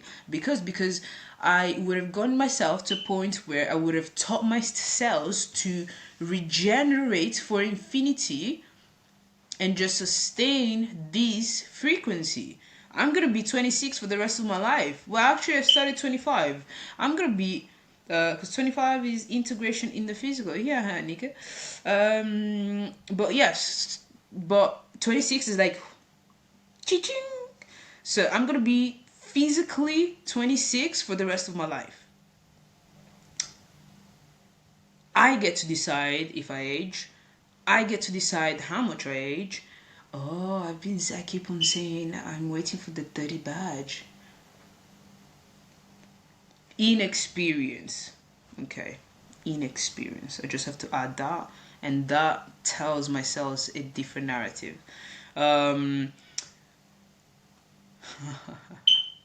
But that is through the societal system perspective. That's the 3D version of me that needs the accomplishment of reaching the zero. It's a bit of a, what's it called? OCD, really truly. But at the same time, as I was saying that and I looked at the numbers, I also realized that every zero moves forward in brackets. So 10, nature. You go 20, vision. 30, embodiment. 40, and it's just a straight line. Oblique straight line. Come on, quoi. And the placebo effect is real. So if we can placebo ourselves for everything, that means that we can placebo ourselves for everything. So why are we not utilizing the power of placebo to give ourselves something that we want instead of trying to chase it? There's people that have used placebo and fixed their spines when they were told you are never going to walk again. There's people that lost their sight completely. They couldn't see shit, just black, pitch black. And somehow one day they started seeing. Because they read, they placeboed themselves to believe that they were going to see. And that's what I was seeing when I said that these were for aesthetics. That I've been telling myself that I don't need glasses, and I've been doing like being more aware of like using my eye to look like close and look and further. And my eyes, like I see my seeing glasses. I see worse with my seeing glasses than I can see without. Again, not these other pair. The pair that's in the other video. Those are seeing glasses. But I really didn't need it. It was part of the costume there too. But that's infinity. So what can sustain glasses cannot sustain infinity because they're so delicate. The first thing that happens, like you sit on it, the first pair of glasses that I ever had, I sat on it and that bitch broke like nothing. Sorry, but my eyes, those are sustainable because I can talk to the cell within my body to fix the shit, the side, the perspective from the inside out. I don't need glasses. I use glasses as aestheticism. And then you have number 9, which is completion, which is just bow, just done. Like it's just completion of nature and nurture integrated in infinity, right?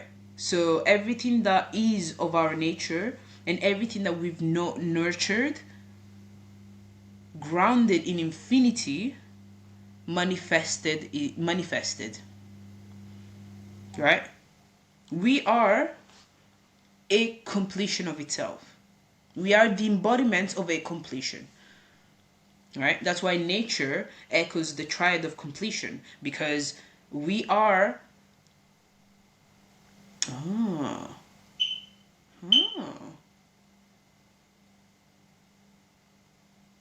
yeah. Nurture triad is the 3rd chakra, is the 4th chakra, sorry. I did explain it. And we are, because we embody in this concept with the completion of our purpose, with the reason why we're here. Now, I've hit my purpose already with this video. So I'm really hoping that I'm going to wake up tomorrow, because if I wake up tomorrow, that means that I get to experience also the completion of this video, the completion of what this video is. And I could hoard it. I could decide to not post it, but because I trust enough that my consciousness wants to stay and experience the completion and the embodiment of my purpose. Shit. And I'm getting tears in my eyes. Because it would be a shame not to stick around to experience this. I have to be honest. And I'm grounding my existence here with truth, because I'm integrating myself into the digital, which keeps me in the physical. Because I genuinely believe that what I've put out is not enough, because there's not enough people out there that have the heartbeat to be able to bring this forward. I genuinely believe that I'm the only one in this world that can bring this purpose about, because it is in my own existence. And well, the purpose was for me to communicate this, for me to, because my life path 5, it's all about truth.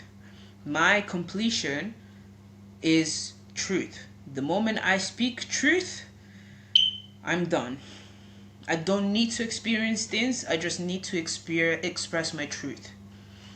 Though, if I bring harmony and I have harmony with that truth, I find harmony with that truth. So I'm in harmony. If I was to go to bed and not wake up, I know that I'm in harmony with self. And that's my own protection. Because with saying that, I'm telling myself I'm in harmony with me going, because I would have done enough.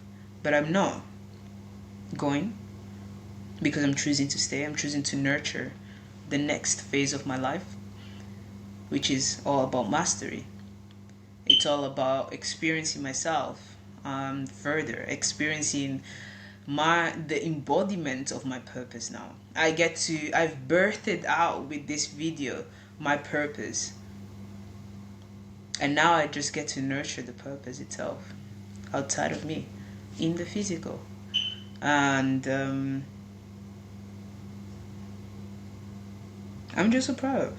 I'm very, very proud, because in me doing and saying all of this, I'm also opening the gates for so many others to be able to embody their own purpose first, and then see the embodiment of their own purpose in outward.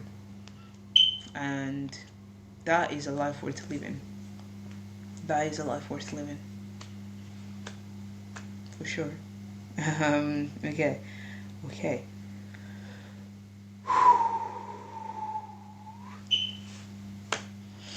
And that's it. I'm just gonna read the 5 lines, because again, truth embodied. Too intelligent to be a threat, too calm to be mad, too articulate to be lucky, too composed to be violent, too self-aware to be delusional. And that is exactly who Ndinga Wright is, a conscious sovereign being. That's what a conscious sovereign being is. It's truth embodied, and it's intelligent, calm, articulate, composed, self-aware, which might appear to be a threat, madness, lucky, violent, delusional, but it's none of those. It's all about it's all the first and not the last. But at the same time, the last could be a perception, and truth embodied doesn't fear about looking and coming across as a threat, mad, violent, delusional, or lucky, or to be classed lucky if they win something out of random. It's because it knows itself. It knows its truth. And that's where confidence comes from. That's the reality of life, you know? And the truth that I paid myself with this morning, that I wrote down at 11:44,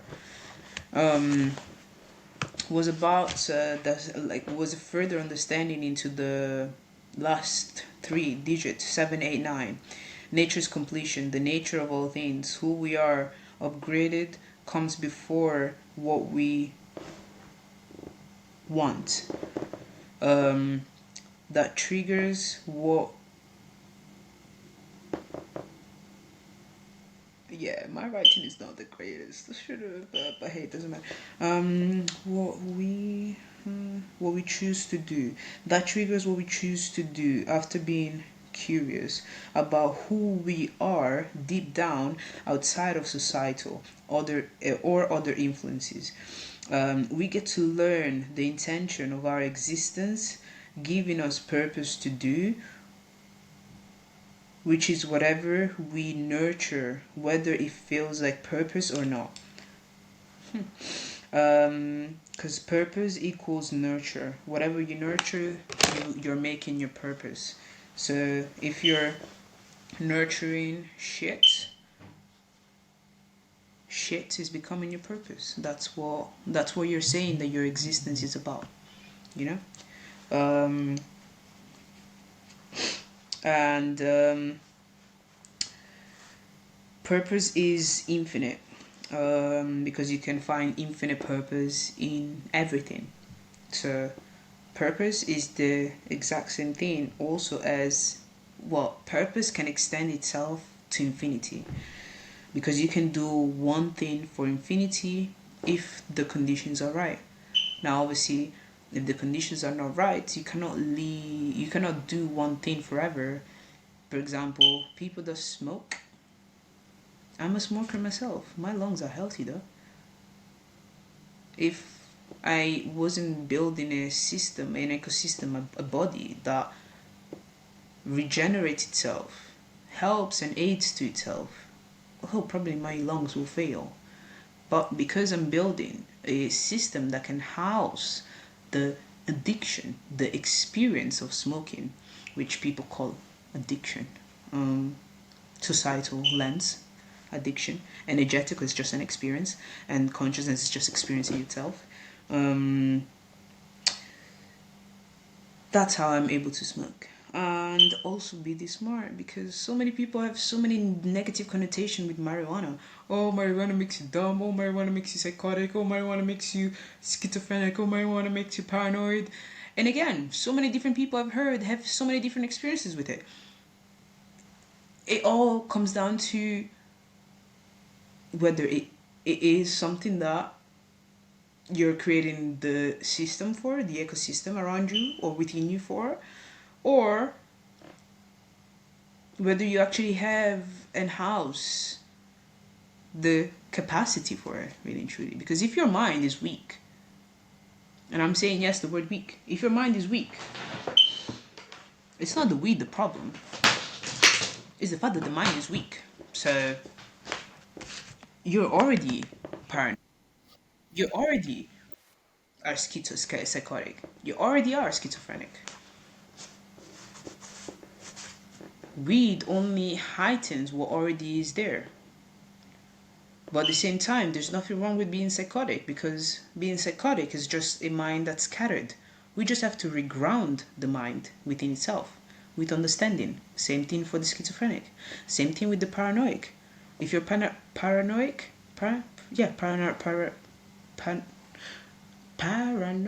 not panoramic, that's different. Paranoid.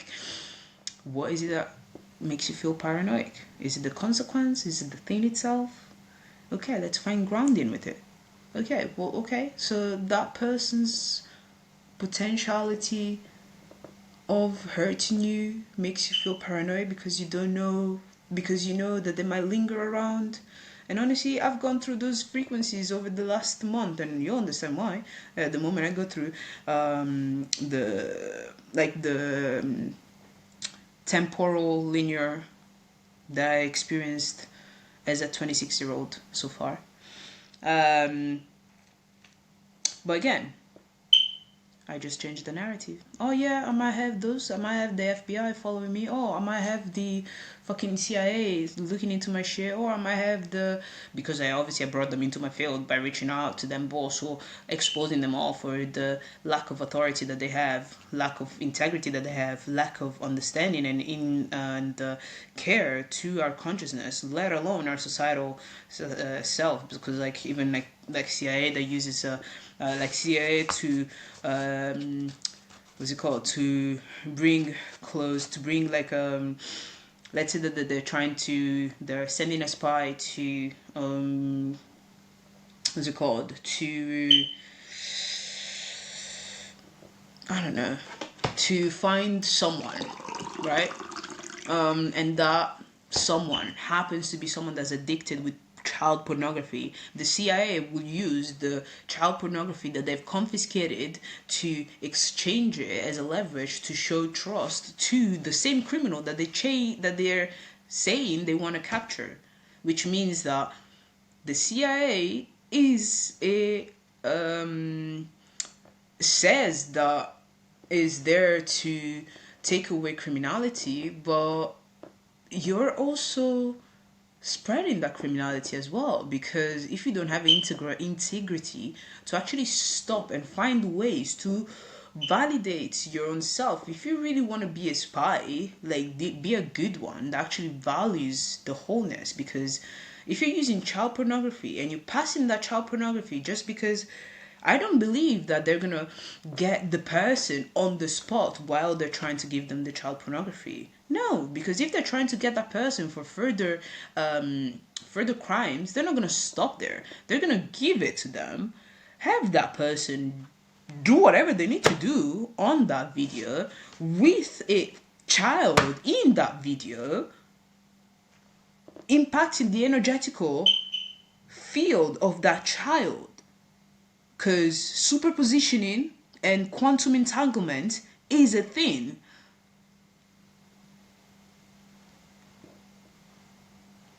That's all I need to say. If you know, you know. 9, completion of nurtured nature. So everything that we choose to nurture consistently,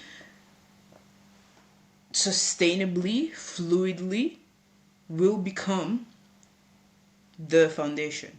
Because, and the only reason why I say sustainably and fluidly, because, and consciously, because those are the 3 elements of expansions, the 3 elements of infinity, the 3 things that will make one thing sustainable forever: conscious, fluid, and sustainable, which means in alignment with our wholeness. Conscious, mind's eye sight and perception. What's the perception that allows you to experience this one thing forever? Fluid, adaptable to energy motion, which is everything. Emotions are energy in motion. Everything is energy in motion. How are you adaptable to things happening and not happening? Sustainable, again, I've said it. Right. Now, in terms of also looking at because this is really quite good, and then I'm gonna move into that. Cool. As of today, I'm gonna use my own experience, right? But when we look at cycles of life, we have specific cycles, right? And again, the numbers between 1 and 9, so we look at 1 and 9, but we're going to look at also expansion cycle, which is between 10 and 12. So mastery,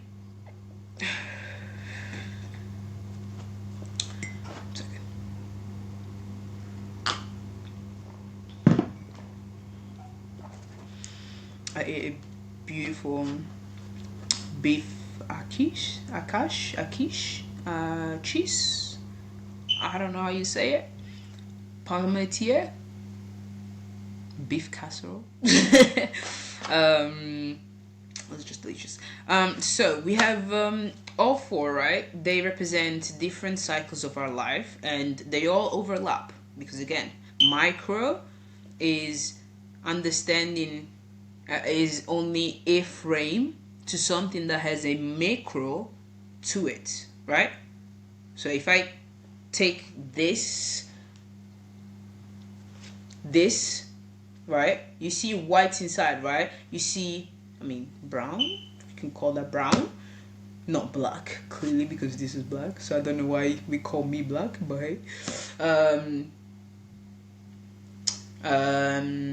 So yeah, if I cut out this section of the wall, well, I can still figure out what paint is used in the rest of the wall by just looking at that little one.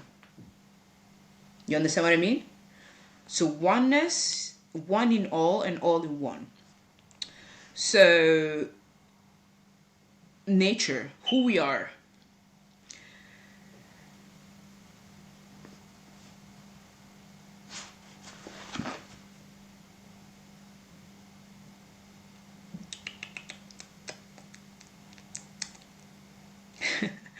Nature slash curiosity. Our nature is to be curious. When we stop being curious, we stop being in alignment with our nature. And this is where we start looking at the the four the four elements on the left with the tips of the four triads, right? So we go across this time around. Yeah? So we have curiosity and nature. That's our nature. And then we have intention and nurture. We need to nurture our intentions. And that's the second cycle. It's a cycle cut out. And then we have completion and purpose. We find completion with purpose. We cannot find completion without a purpose, because we give purpose to things. We decide when something is finished. A marathon is only finished because we put a finish line. That finish line is the purpose. The purpose is to finish the marathon. So you start the marathon with the end in mind. You got the point.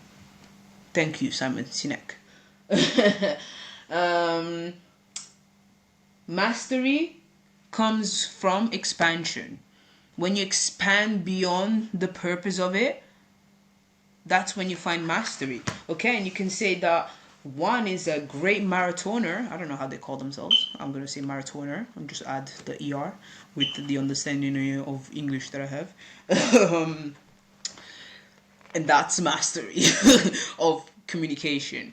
How I'm valuing a message more than the literate frame through which we know it.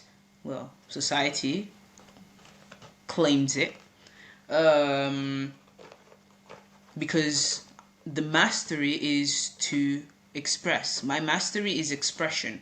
So I will go beyond the literature laws if I can't find a specific word that resonates with what I'm trying to say. Or if I don't have the knowledge, we have all the knowledge, if I don't remember the knowledge of that word. So,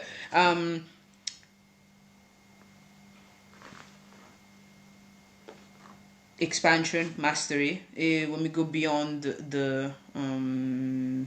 when we go beyond the purpose. So, going beyond the purpose of a marathon. Well, branding. You're representing something. That is already a mastering. If you're thinking about those things, you're already mastering a marathon, because you're not just doing the A to Z, you're also looking at the vibrations that you want to create within those.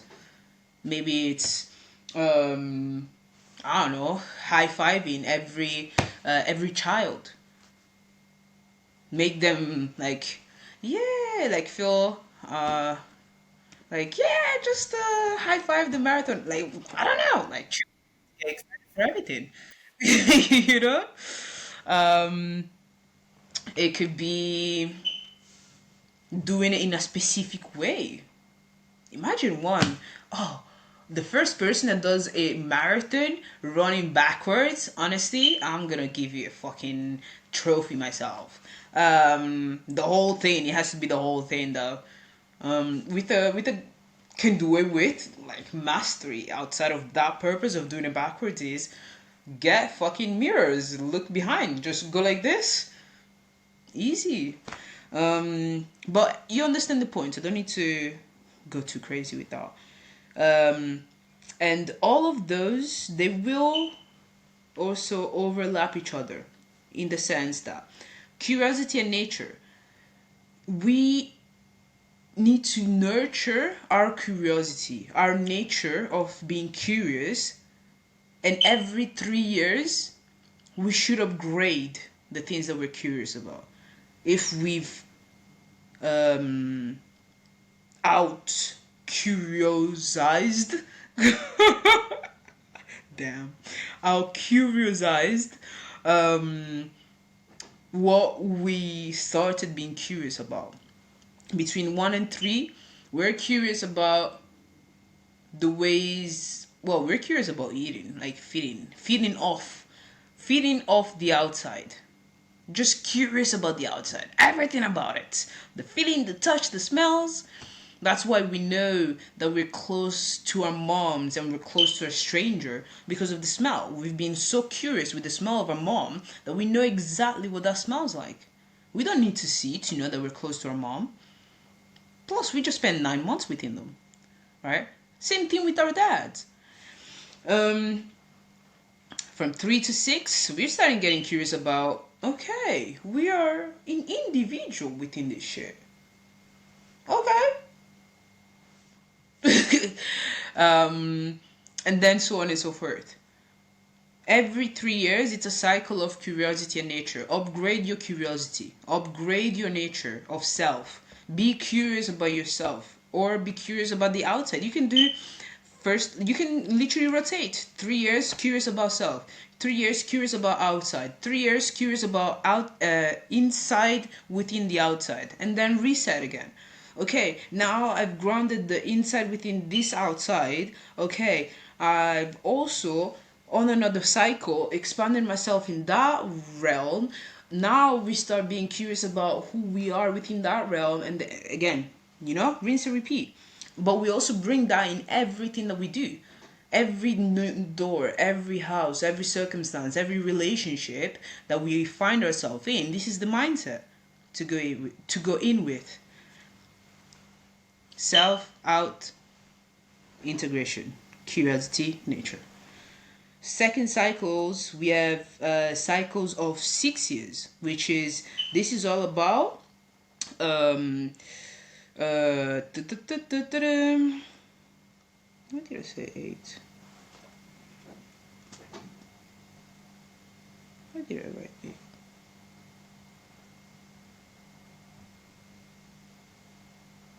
What was that? Don't know what was that. But then we have, every 6 years, we are confronted with the opportunity, because everything is an opportunity. Whether we do it or not, it will dictate whether we go in plus or minus, where one thing becomes useful or useless. The cycles will always be there, but we're the ones who make it useful or useless. Every 6 years, we get offered the opportunity to upgrade our intentions, the things that we nurture, right? So I'm currently in my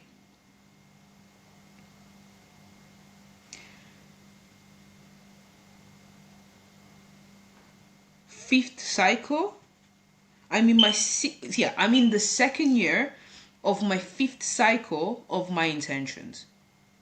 Second year, because I'm 26. 6 times 4 is 24. So at 24, I've ching on my fourth cycle and started my fifth cycle, which ends at 30. Yes, the famous badge. I see. If I can get, the intention is, if I can get to 30, we good.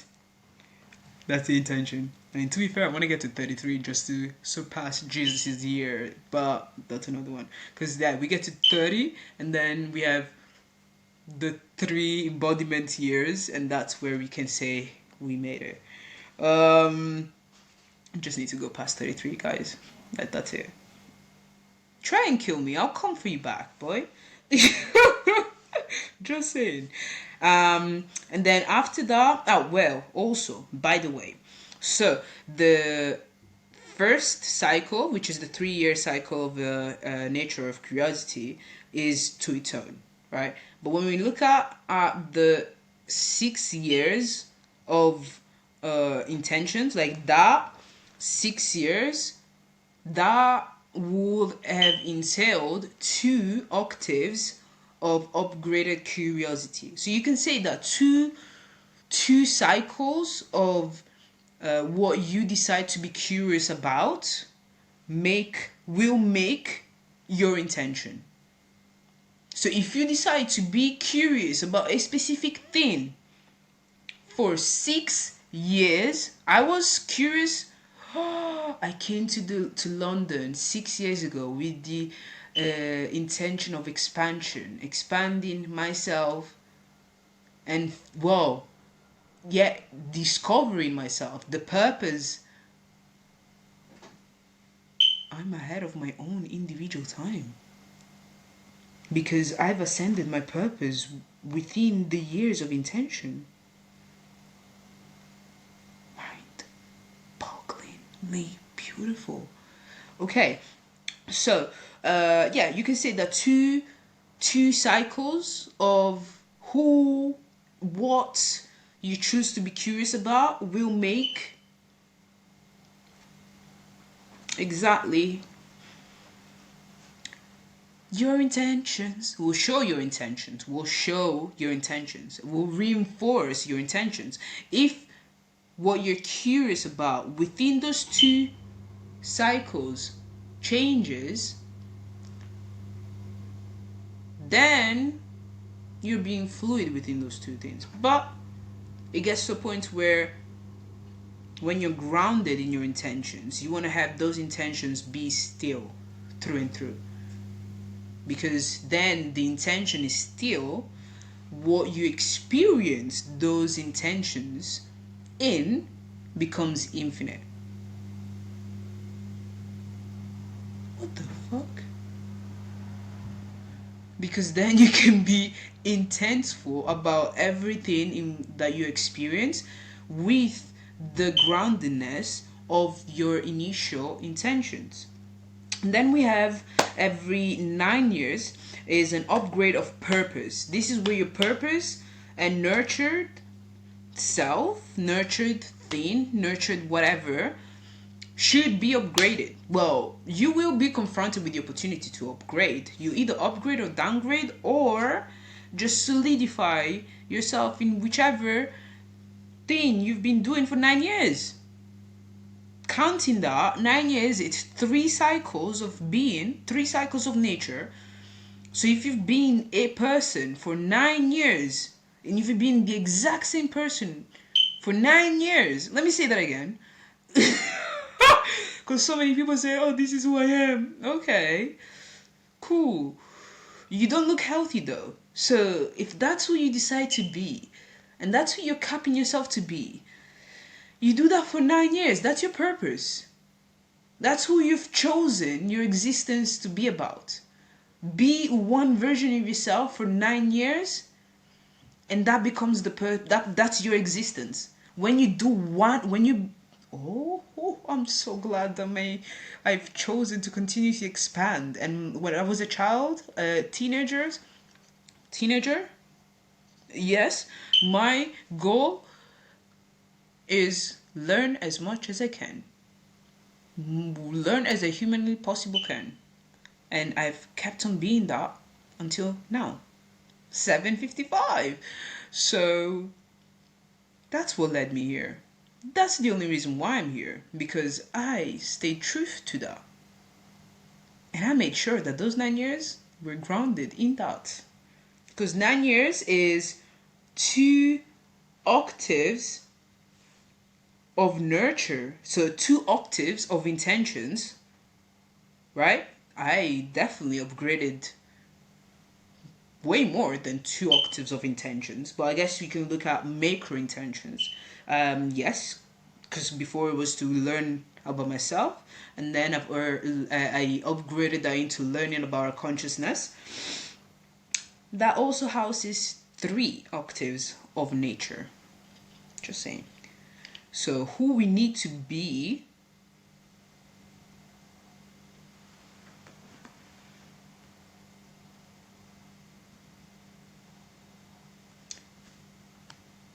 for us to accomplish our purpose needs to be practiced for 9 years straight. Who we choose to be, okay, so we look at, okay, so what's my purpose is now to bring about everything that I've mentioned before, right? I just need to stay true to that for the next 9 years. That's it, and that's done.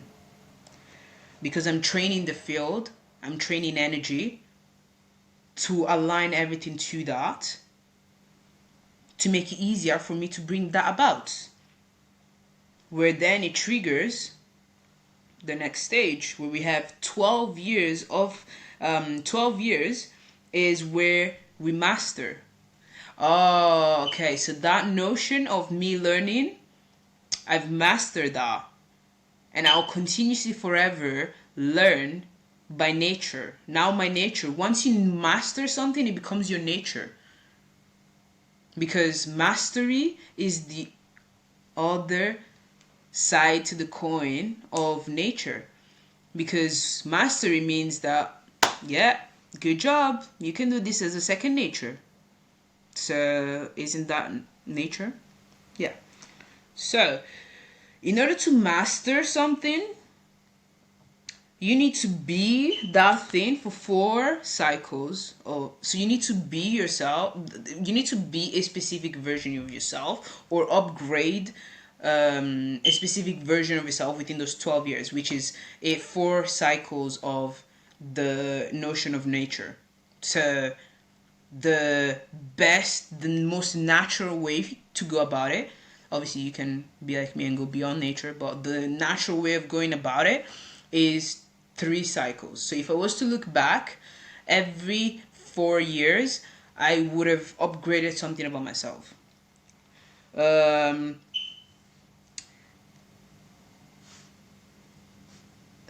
Martin.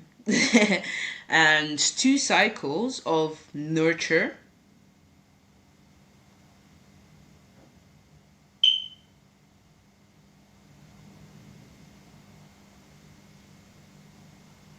Right, and in the first one, in the one before, 9 years, so it's 1 cycle of intention, nurture, plus half, because obviously 9, 6 plus 3, just 6 divided by 2,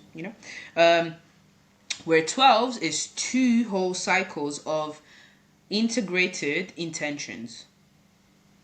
So whatever intentions you can either, and that's the thing, so you can either look at holding on to an intention for 2 whole cycles, or holding on to a version of yourself for 4 whole cycles, or just holding on to a purpose for yourself for a whole cycle, while also expressing that purpose. That's where I'm at. Yeah, that's where I'm at. Because in terms of purpose, I'm in my last year of my 3rd octave, which is completion. Because I'm 26, 12, 24, plus 2 years. I'm in my, what? No, sorry. I read purpose. Mastery. I'm in my 2nd cycle of mastery, 2nd year. So vision of the 2nd, so I'm the vision of the 2nd octave of my mastery. I am the embodiment of the vision of my 2nd octave right now. Next year will be the embodiment of the embodied mastery. Full body chills, man. Purpose, I'm in my last year of my 3rd octave completion.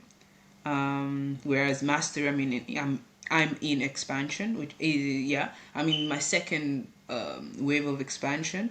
And I can say this because I've actually went through all those steps. There's people that don't necessarily, like, they might go through those steps in terms of like time wise, but they don't actually go through those steps in terms of beingness.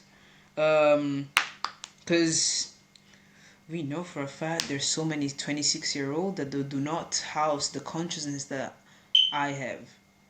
But also, it's not about the consciousness, it's not about what I have and what they have. It's about the understanding of what's being grounded within this time frame. So for me, I'm the vision of the second octave of my expansion.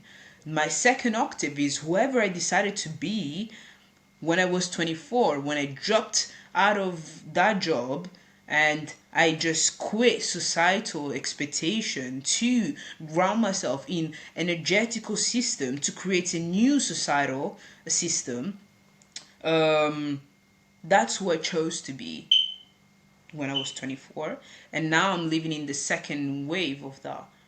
I'm living in the wave of that. Sorry, I'm living the envisioning of that. Nice, good job. So whoever we've decided to be at 24, when it comes to mastery,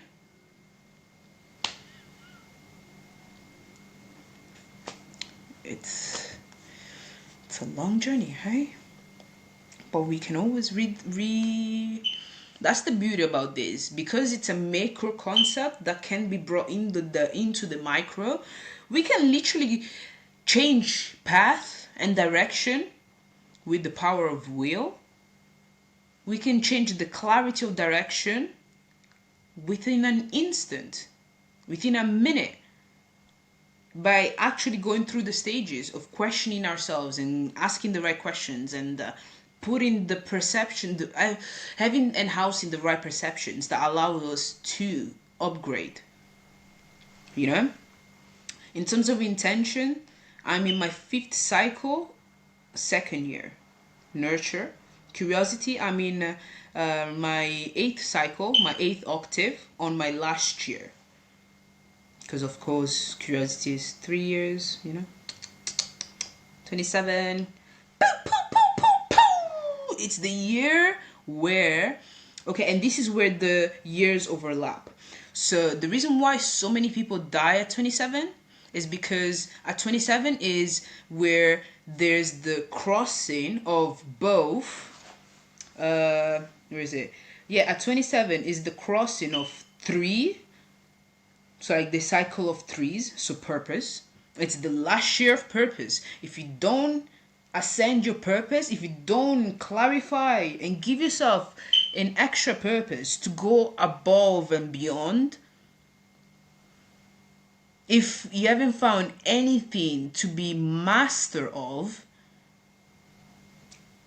plus you have lost curiosity of the nature of things, you're giving 2 great macro concepts reasoning to our consciousness to take you out, basically.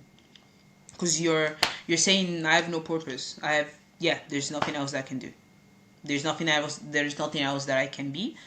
And you're capping yourself to that. But our consciousness does not like capping. It likes expansion. So if you're going to cap your own expansion, well, the universe is going to cap the impact that your lack of expansion will have on others. And that's why my mom passed away at 54.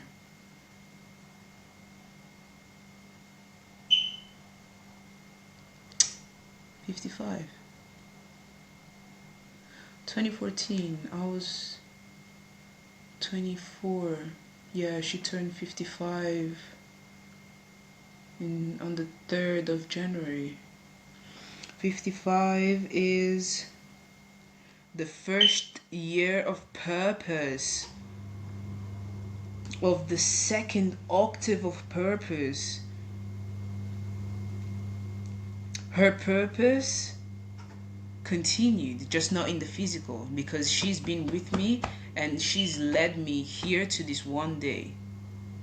And I've created a system, a universe where in a bit she'll be able to reincarnate again with full memories. Because the moment you make life sustainable and you remove the illusion of death, that means that everyone that has died can reincarnate for life with full memories. But I've also created a system where everyone is only responsible for themselves. So we will not have to bear up until the point where we get to a systematic harmoniousness where that can happen, we will have to go through all the, I guess, karmas and things of our past lives as well. I've definitely done that.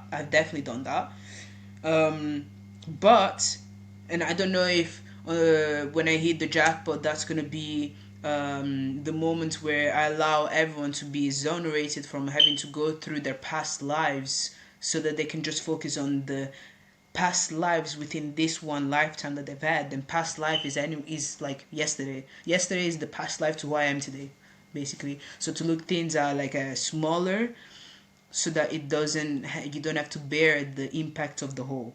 So I'm literally taking away the fucking huge weight off your shoulders. You're welcome. Okay. I think we've expressed everything here that I wanted to.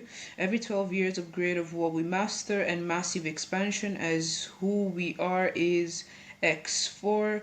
Who we choose to be is X2. What we do is X3. Expansion 11 to 12, 10 to 12. Alright, wrote 11. 10 to 12. Only possible with coherent nature, nurture, and purpose, because those are the first three triads that we need to assemble, that we need to go through. Because we find purpose when we nurture our nature, when we nurture who we are, and that's our purpose, right? So we have to make sure that nature and nurture are in alignment, but these two in alignment on their own, they're still on their own. The thing that glues them together is when we find purpose of keeping these two united. That's the union, the triad. And this is the only thing that will allow us to expand. When we are able to bring this from an individual perspective to a systematic perspective. Call me a fucking genius, boy.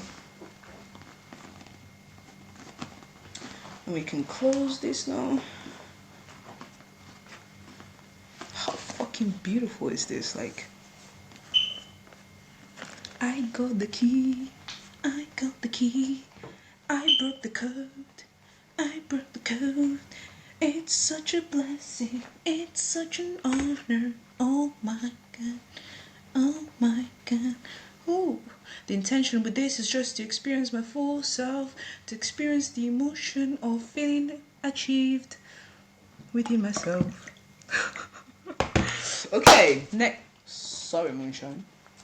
Oh. I love doing that when it goes to yawn. Just put that, put my finger in it. So cute, man. So next concept started in 2023. Initially discussing. Oh yes, that it started with me initially discussing uncommon perspectives of our nature, and also talking about how we nurture each other and nurture the system in which we live in. We nurture life in general. The intention then moved to elevating consciousness. Well, the intention was always to elevate consciousness through the discussion of our nature and nurtured selves, right?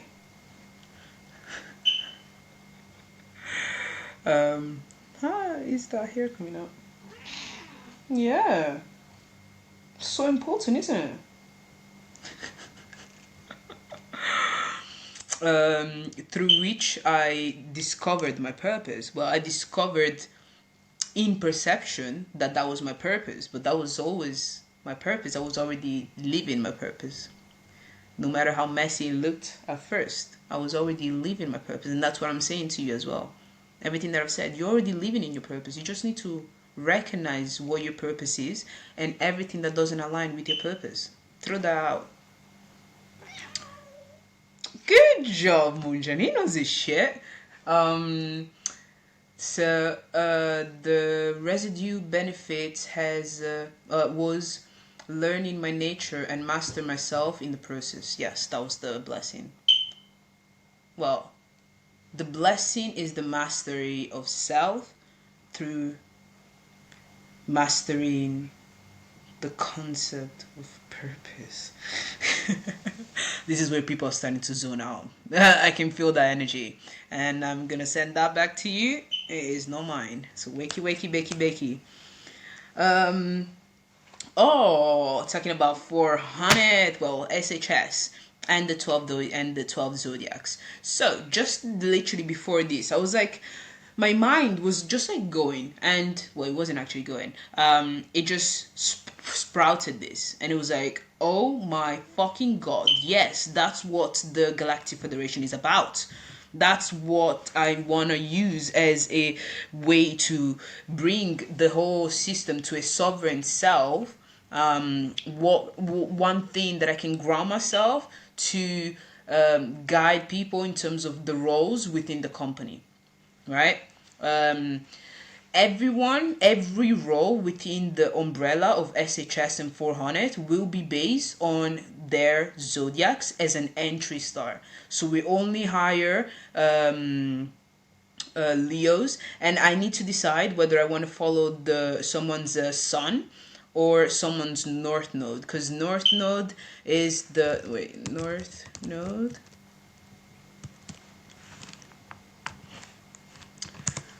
meaning represents the direction of your spiritual growth and destiny. I think that is probably, yeah.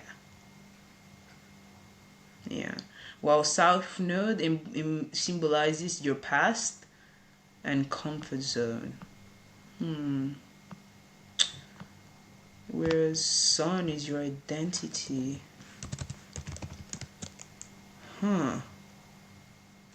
I'm gonna leave it to you. Put it in the comments. Should we choose the sun, or which is your core identity, ego, and conscious self, governing your vitality, life force, and how you express yourself. So, okay, yeah. I mean, ooh, those two are so thin, because both of them would be a great reason for someone to be in a role. Because if someone's because like, I mean, I'm the creme de la creme. I'm like Leo North Node and Leo Sun. So I mean, it couldn't get better than that. I can't go wrong with it, and that's probably why I'm also the one person who's doing this one thing. But at the same time, not everyone will have the same North Node and also same Sun, like them two. So, would you rather, and listen obviously to what's to follow before you make that decision. Would you say that it's better for us to focus on someone's North Node or someone's Sun, SUN, when it comes to entry role into the umbrella, into this system, this ecosystem? Because it's not necessarily a company, it's an ecosystem, right? And because when I look at the zodiac, just like I was saying at the beginning, we all have 9 months where we've fully internalized an energy. Whenever we come out, we would have fully internalized the energy of that one zodiac. And the 9 months before, obviously, if it takes us 9 months, we also understand that some people take longer, some people take shorter amount of time. So the amount of zodiac signs that we internalize while in the belly is the foundation. And then the 3 months after, again, if 9 months, if it's not 9 months, let's say that you're born at 7th month, then you have 5 months afterwards where your parents should focusing on the energies, on making sure that everything is as harmonious as possible, so that you can internalize the vibrations of the cosmos. Because now you're in the belly of the cosmos, but if people create chaos around you, next to you, you're not going to be able to fully download the energy that comes from from the top down, because obviously within the belly is only you there, right? Unless of course you have a twin, or sibling, because well, they do say they call them twins as well, because twin is the fact that they come out on the same day. Not necessarily that they look the same, because there's in Italian we say gemelli diversi, so like twins that look different. But such a good song, Mary, by Gemelli Diversi. Mary, è andata via, l'hanno vista piangere, correva nel muro della ferrovia. Go and listen to the song. Mary, Gemelli Diversi, Gemelli space Diversi. And obviously Mary, me Mary. Beautiful song. Okay. And of course, if there's another being within the same stomach, then the only interference is that other brother or sister that you have. But when it comes to the information, the umbilical cord, like the information comes to both. It might be diluted into two, but it still comes to both at the same time, right? Whereas if it's only you, all the information that comes from the mom goes into you. The moment you're outside of your mom's womb, it's all the information of everything that's in the world that comes to you. So if your parents are putting you in front of the TV, there's like TV and news of like death and whatnot, and then there's your aunt and your brother that's fighting in the corner every single day, and there's mom and dad fighting all the time, or cannot find grounding within himself, or whatever the case might be, or rushing up and down all the time. Those will take away the energy and the harmony that that kid should be in within those remaining months to acquire the remaining zodiac signs influence. You get the gist. So if someone takes 9 months, the next 3 months, make sure that they're focused on the energies of the 3 zodiac signs that your child does not have, because that child will need that for their own development. I was lucky. I was a lucky motherfucker that I was born in Leo. I was born as a Leo, so that means that you ain't got Libra, Virgo, and Scorpio. But guess what? My moon is Virgo. My rising is Libra. My Chiron and my what's it called? My Chiron and Pluto is Sagittarius. My Chiron and my Mars is in Scorpio. So, and Scorpio is the further away from Leo in terms of timing. So, yeah, my parents did me during this next season, Sagittarius season, which is the expansion, what's it called? Expansion, exploration, philosophy, faith, freedom, to seek truth, adventure, and wisdom beyond limits, ruled by Jupiter. No surprise, I am the way that I am. I was fucking made during this scene energy, so that is my origin. Conception, time, makes your origin, the thing that leads you. Though you appear and you express that energy as the one where you come out. Oh my god, I just realized that one as I'm saying it. Beautiful. Fucking beautiful, man. Oh my god. I'm a Sagittarius in expression of a Leo.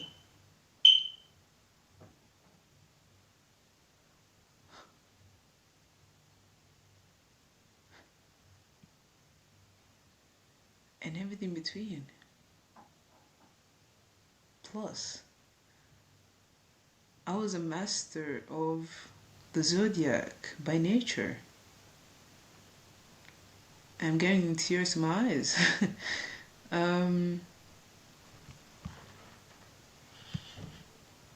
Some are just built like that. Same cloth, different cut.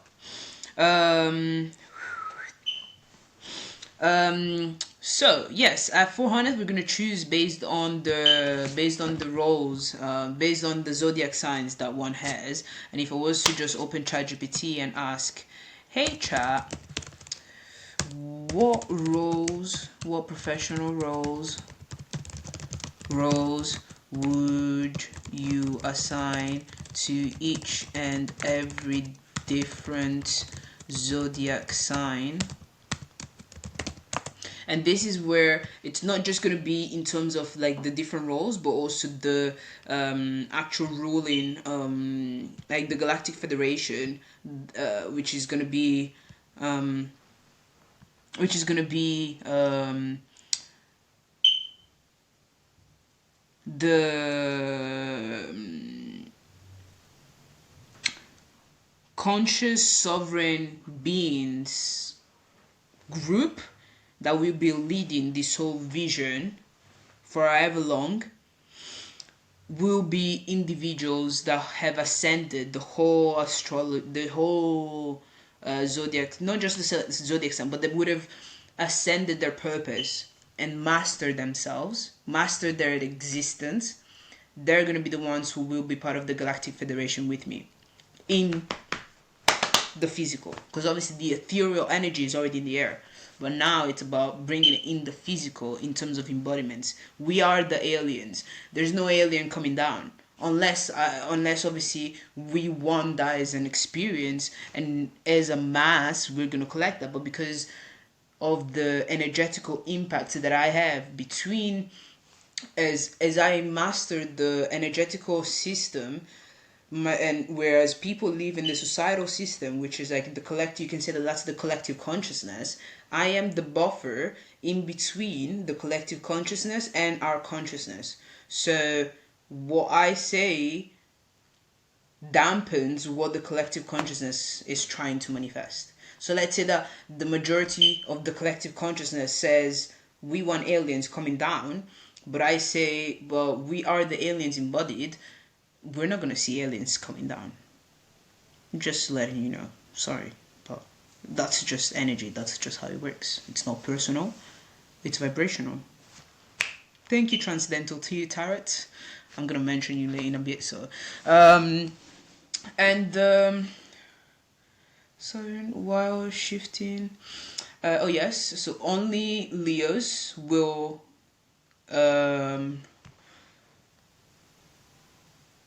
be the creative director. Oh my god, I've been trying to give this role away. Oh no, but also CEO. So influencer, motivational speaker, event planner, brand ambassador, actor, creative director. So Leos are gonna be the ones who start. I mean, to be fair, I've done all steps. Yeah, but my step is Leo. I've done all steps so that I can teach it back to others, not for me to be that. I've already done all of them, all the roles. I've looked at our finances, I looked at our marketing, I looked at our tech, I looked at our systems, I looked at our education, I looked at, yes, okay, cool. Let me see. What? Really? So I'm just looking at another one. Interesting. So what role can we? Huh. Well, but this is what ChatGPT is saying though. Oh, professors are going to be Sagittarius and marketing strategists as well. Capricorn. I was born by two CEOs, by two executives. I was born by two Capricorns, two CEOs. So I'm the creative director and the CEO. Ha ha ha ha ha! I am the creme de la creme. In terms of executivism, um,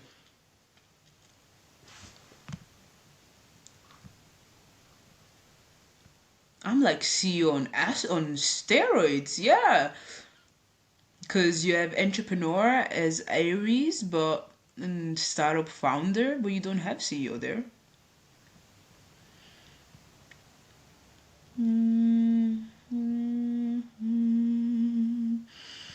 Project managers, Virgo, lawyer, negotiator, Libra, brand strategist, psychologist, private investigator, surgeon, financial analyst, Scorpio, professor, travel writer, philosopher, life coach, explorer, marketing strategist, Sagittarius, CEO, engineer, architect, political leader, investment manager, corporate strategies, Capricorn. Thanks, mom and dad. 1st and 3rd of January 1953-59. I represent. I'm a performer, Leo. Aquarius, best role, tech founder, inventor, humanitarian leader, social scientist, activist, aerospace engineer. That makes sense. My South Node is Aquarius, the innovator. Jesus Christ, I am the criminal crime. Sorry, guys. If me being confident about myself and excited about myself offends you, you have to work on your self-esteem, because if someone else bigging themselves up makes you feel less, that is not because they're arrogant or cocky. That just means that you have issues that you need to fix in terms of your self-esteem. If I see someone bigging themselves up, I'm like, yes, sir. That's what you should do. Go on. Big yourself up and be more. And I'll add on to it. What do you mean? I know myself. I'm not threatened by someone else bigging themselves up. I'm threatened if someone else is being delusional about themselves. Well, not threatened. I'm going to hold them accountable to whatever they think they are. But let's not confuse the two. There's being threatened, which usually is withheld or fear projected. And then there's holding accountable, when we clearly see that you're bigging yourself up for something that you're not, but you think you are. So I'm going to tell you and challenge you. Do you really so worry about that? Can you explain that to me? If you can explain, that means that yeah, okay, cool. I can explain everything that I do, and even like some people see me as apologetic because I express the possibility that I am aware of them feeling a certain way about me asking about something. So they think that I'm apologetic. For example, if I ask money to someone,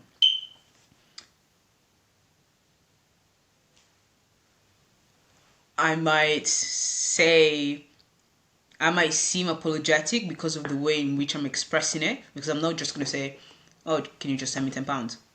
No, I'll be courteous, or could say, just like how I ask a cigarette to people. Can I be a menace and ask if you have a spare cigarette? Or can I be a pain and ask if you have a cigarette? Like yesterday, there was this guy, he was opening a cigarette. I was like, can I be a pain and ask you for a cigarette? As he was opening the pack, and he gave me the first cigarette of his pack.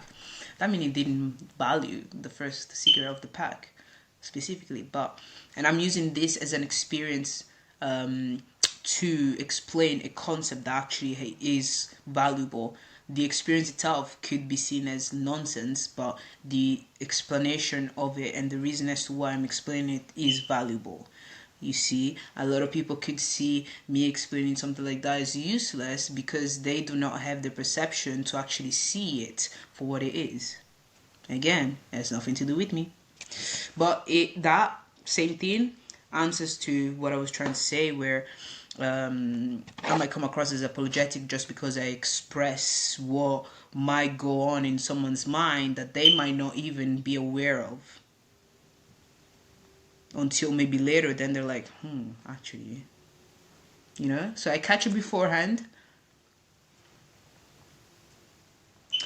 But all of that to say, please let me know, north nodes or sun.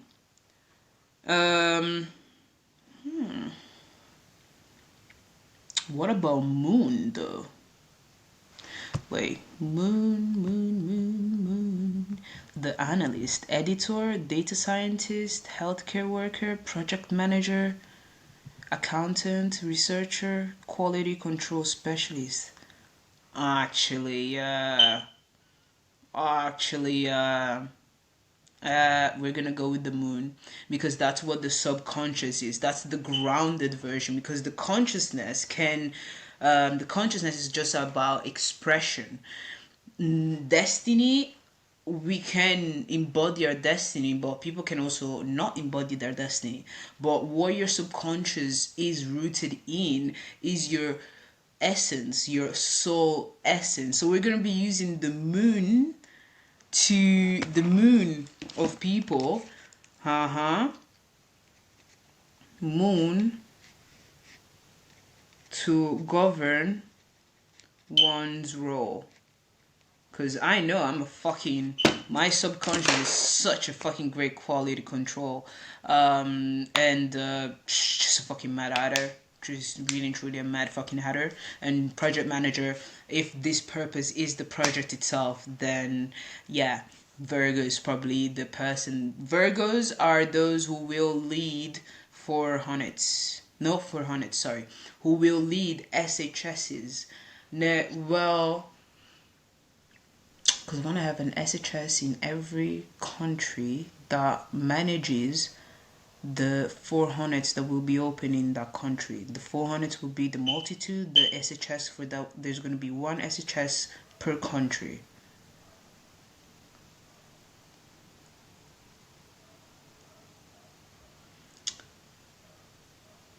And then when we start opening up more 400s, where one SHS cannot if one is, and again that's where we look at the what is it that's sustainable. If one SHS cannot sustain the multitude, what the fuck is that? The multitude of 400s being opened in one country, then we're gonna be looking at having multiple. Is there anyone with eczema that's listening to this? I don't have that, but I'm getting a rash here for no reason whatsoever. Not sure, but I'm catching on some energies here.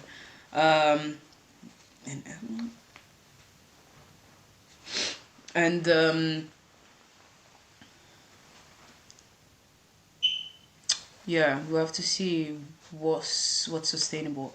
If one SHS is not enough per country to provide for the back-end services, then we'll have multiple SHSs. Well, an SHS per city, or per region, actually, per region more than city. And again, I mean, if that becomes a lot, then we'll go even more. But that is the first one is one per country. If that's not enough, then we go one per region. If that's not enough, then one per city.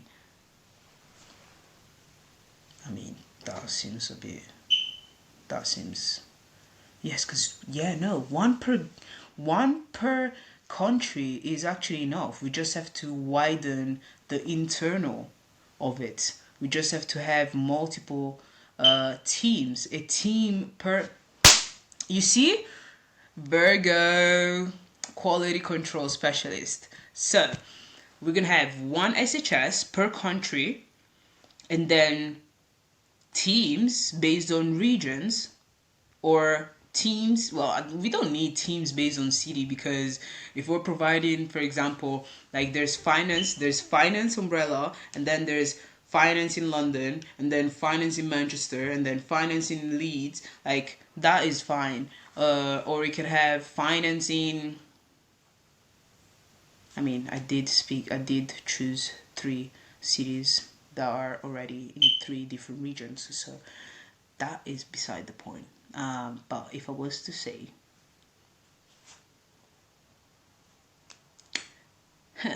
what cities are in,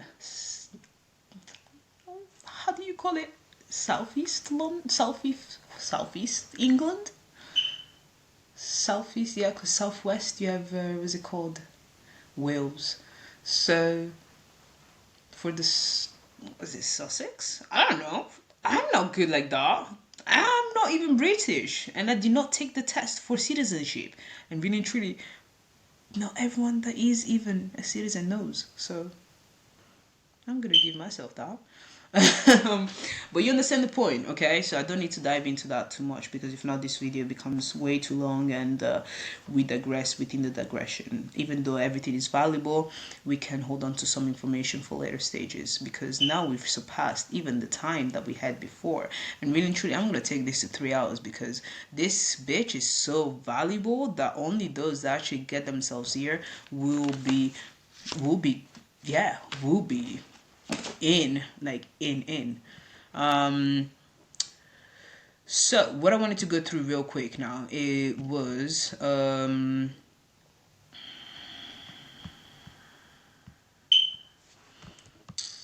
gonna do that later. It is to go through the list real quick of the posts from 26, just to give you an understanding, because this is the introduction to the introduction of the blog itself. I know it's not eczema, but it's just it's a rash. I don't know why.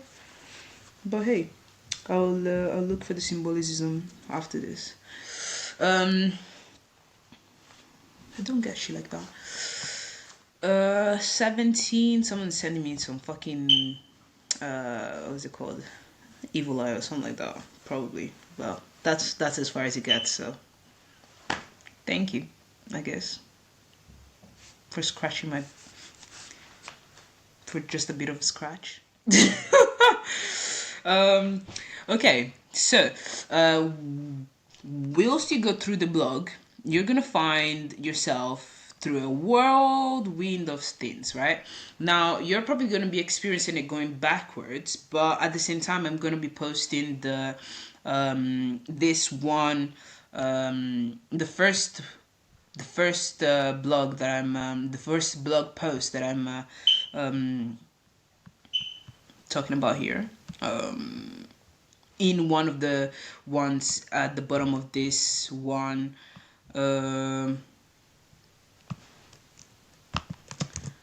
Post, which will only go out with the jackpot.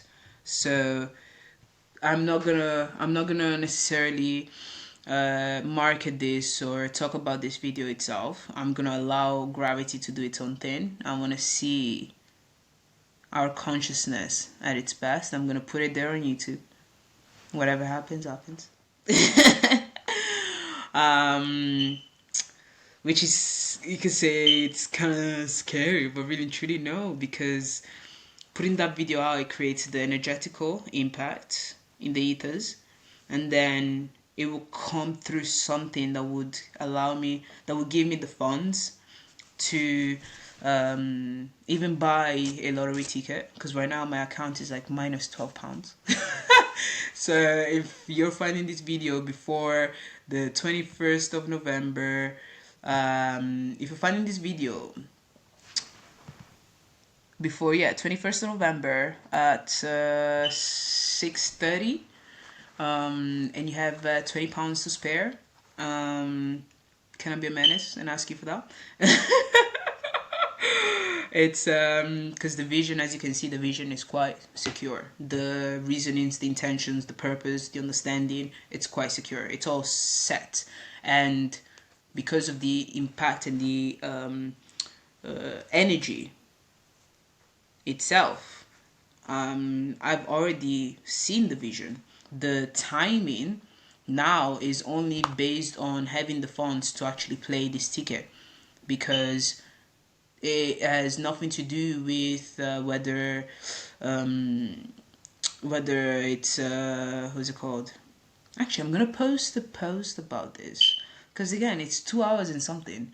So if someone gives themselves the chance to go through it, great for them. If not, but we know that not many will actually go through here up until here, unless majority will go post win, right? but not many will actually go through it at this current stage in time. So I'm not really worried. For those who see it later, hey boy, hey girl, sending you love.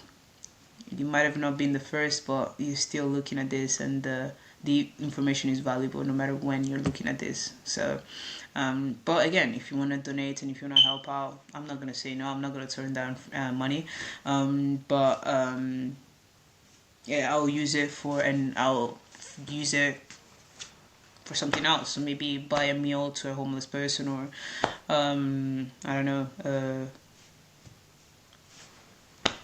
fund one of my addictions, or being transparent here, or buy myself a meal, or buy someone else a meal, or buy someone a gift, or I mean, because I was gonna say invest in the company, but I mean, if it's like £20, I'm sure I can put it as stocks, but I'd rather hold that as like cash flow and put the millions that will be won from the lottery as an investment for the company. You know, it just makes sense.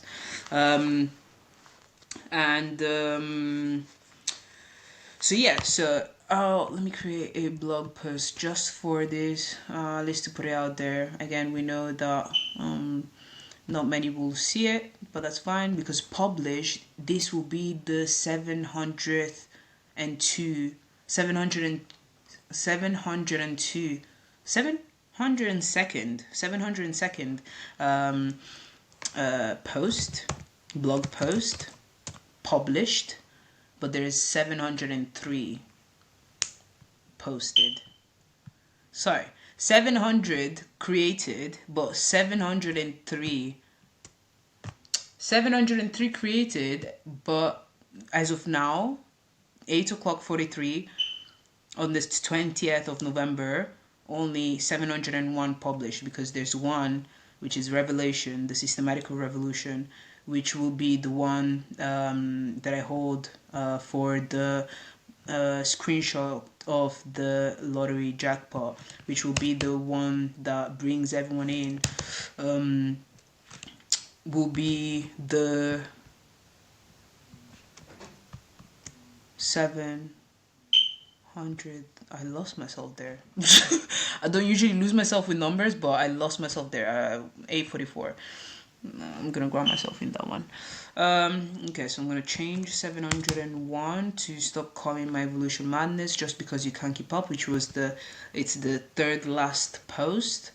Creating a little bit of a Mandela effect for those who've seen it already.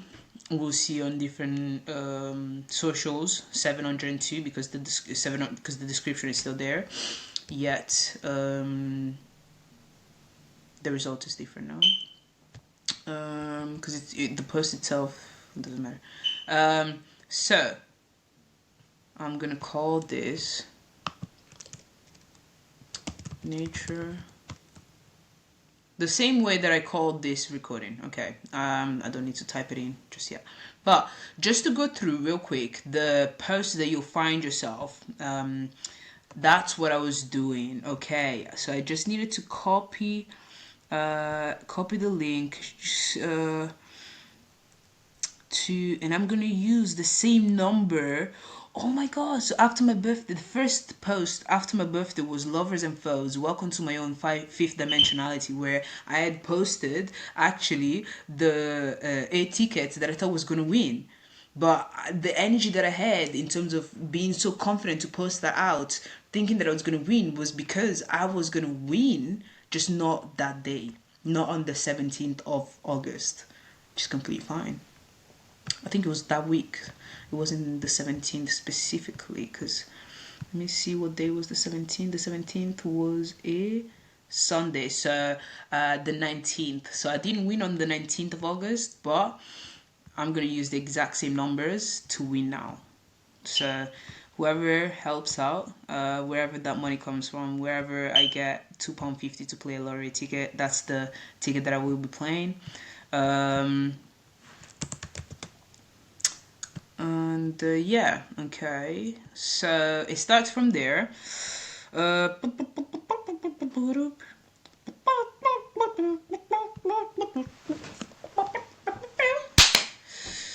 So if you start by that, from that post itself, and then you make your way past it, you're gonna find, I'm gonna just very quickly explain the unraveling of them all. So it's 2:58:58.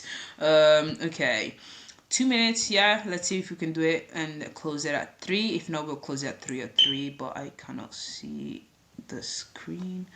It doesn't matter. Let me go through it. So my 2049 cinematographic magnum opus, yeah. So I'm gonna make both a video, a TV series and a movie. So possibly a movie about me individually and a TV series about my whole life and purpose and everything in between, and the vision that I'm cultivating, the laws that I'm cultivating, how it can be integrated, the political the political uprising that will create the systematical change, everything that will happen, everything that is about to come, everything. Oh, actually, I might do a movie up until now and a TV series up until everything that is gonna happen, and Heavy being recorded as a documentary. Bam! Pew, pew, pew, pew.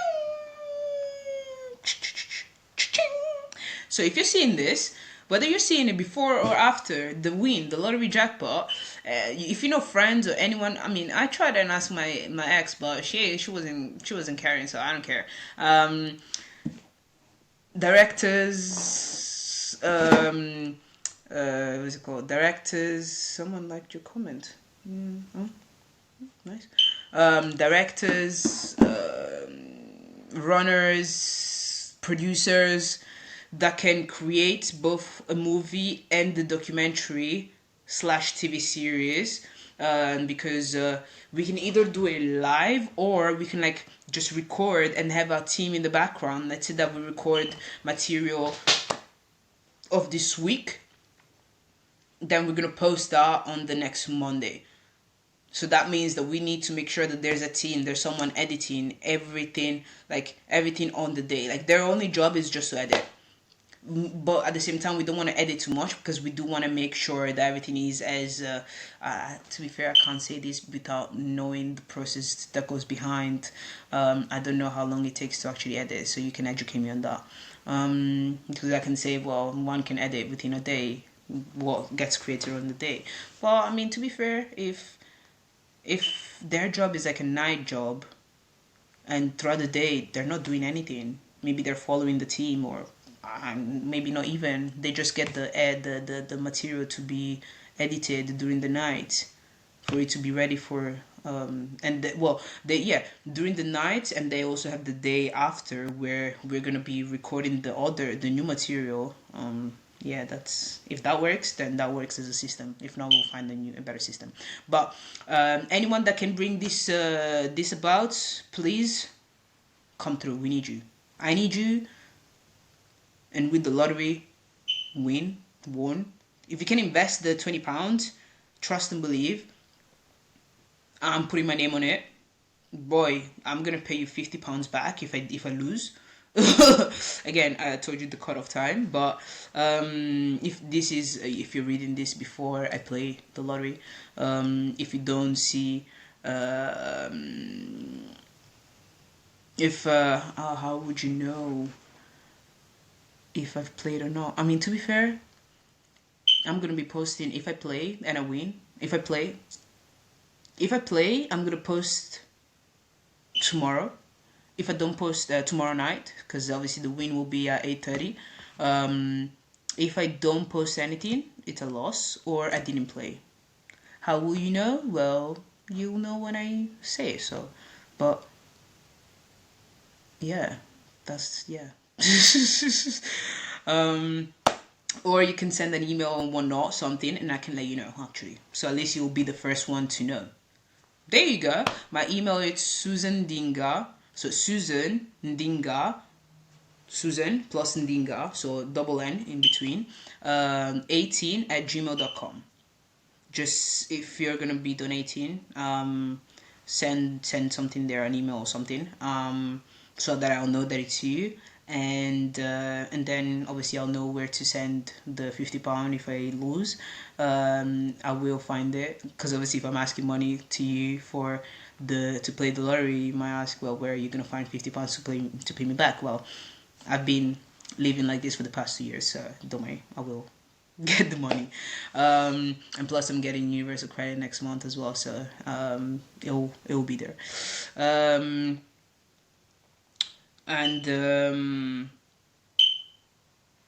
boy, boy, if we win, it's me and you, and we're taking this to the fucking next level. Me and you, like whoever you are, we're taking it to the next level. So whether you're part of the cinematographic industry or not, that is not just anyone can be part of this. If there's, throughout everything that I've explained, if there's any parts that you think that you'd be ready to join this vision, this venture, this purpose, this journey, this path, this new universe, this whatever, please send communication. You can send your CV if you want, but I'm more interested in like understanding who you are. So if you can send maybe like a video where you explain yourself, and something like what I did, I will sit down for 3 hours. Like if it's something that I know that it's valuable, and especially it's valuable to the mission, that is purposeful. So even if it's 5 hours, I'm not gonna lie. If it's good shit, boy, I will say it. I will watch it, because also it tells me more about who you are, and what our relationship could be. Yeah, I love that. Then obviously there's a bit of space works for you. So in this period, space works for you. Book cover. So I thought that I was gonna win then. So in between, there's like just a couple. I mean, to be fair, I don't have to speak about on each and every single one, but just give an understanding of what you'll find. So I thought that I was gonna win then. To be fair, because it's a manifestation blog as well, because I'm writing down the process of this whole manifestation, which has brought so many manifestations already, just not the jackpot, which is the one that I want. Well, it's the one that I need in order to integrate it all in the physical, or someone donates millions that are enough to actually bring it about. It's one or the other. But if I get to do it by my own self, it's coming from the lottery. And if it comes from donation, I know that it's because of the creations that I put out. Still the same. It's just a different exchange type of thing. I will explain how time and space works for you. I went into a bit of a performer creating parts where I was doing rapping, so I wrote a bit of rapping just because in that phase I just went full on with my multidimensionality. Like 26, I clicked the moment I ticked off 26 years old, my full dimensionality just came through. Like all parts of me just like went X10 literally. So my singing, my dancing, creativity in general. Speak about the new phase of the blog. Here also like talking about the different aspects of life, while also through the lenses of the my manifestation process again, but also all the laws and the things that I manifested and downloaded through. For example, past life suicide is talks about. I mean, you'll see them. It's about killing the old selves to open up your new selves, and then literally hours after that, that's when I downloaded the Genesis equation, which was like an upgrade to Einstein's laws. And then from there it took me to I had a vision of the future of 2056, where the old world order will officially die, and I call it murder scene because obviously we're gonna be killing the old world order. That's the only type of killing that I'm willing to do, minus timelines that are not in alignment with the one timeline of consciousness. So we're killing all of those. but not the embodiments of people. Right now, if people get so attached to those timelines, and in this one timeline, in this one lifetime that they have, they're more attached to that timeline more than um, more than the fluidity of opening themselves up in the long run. If there's no point in this one life where they'll budge, even if they see it, then they'll probably die. Not by my hands, but simply by effect. Because if someone is not willing to, like, even like 20 years from now, where the whole world is already in motion to this integration, if someone is still trying to fight it, they'll probably die from random causes or things like that, simply because that's how our consciousness works.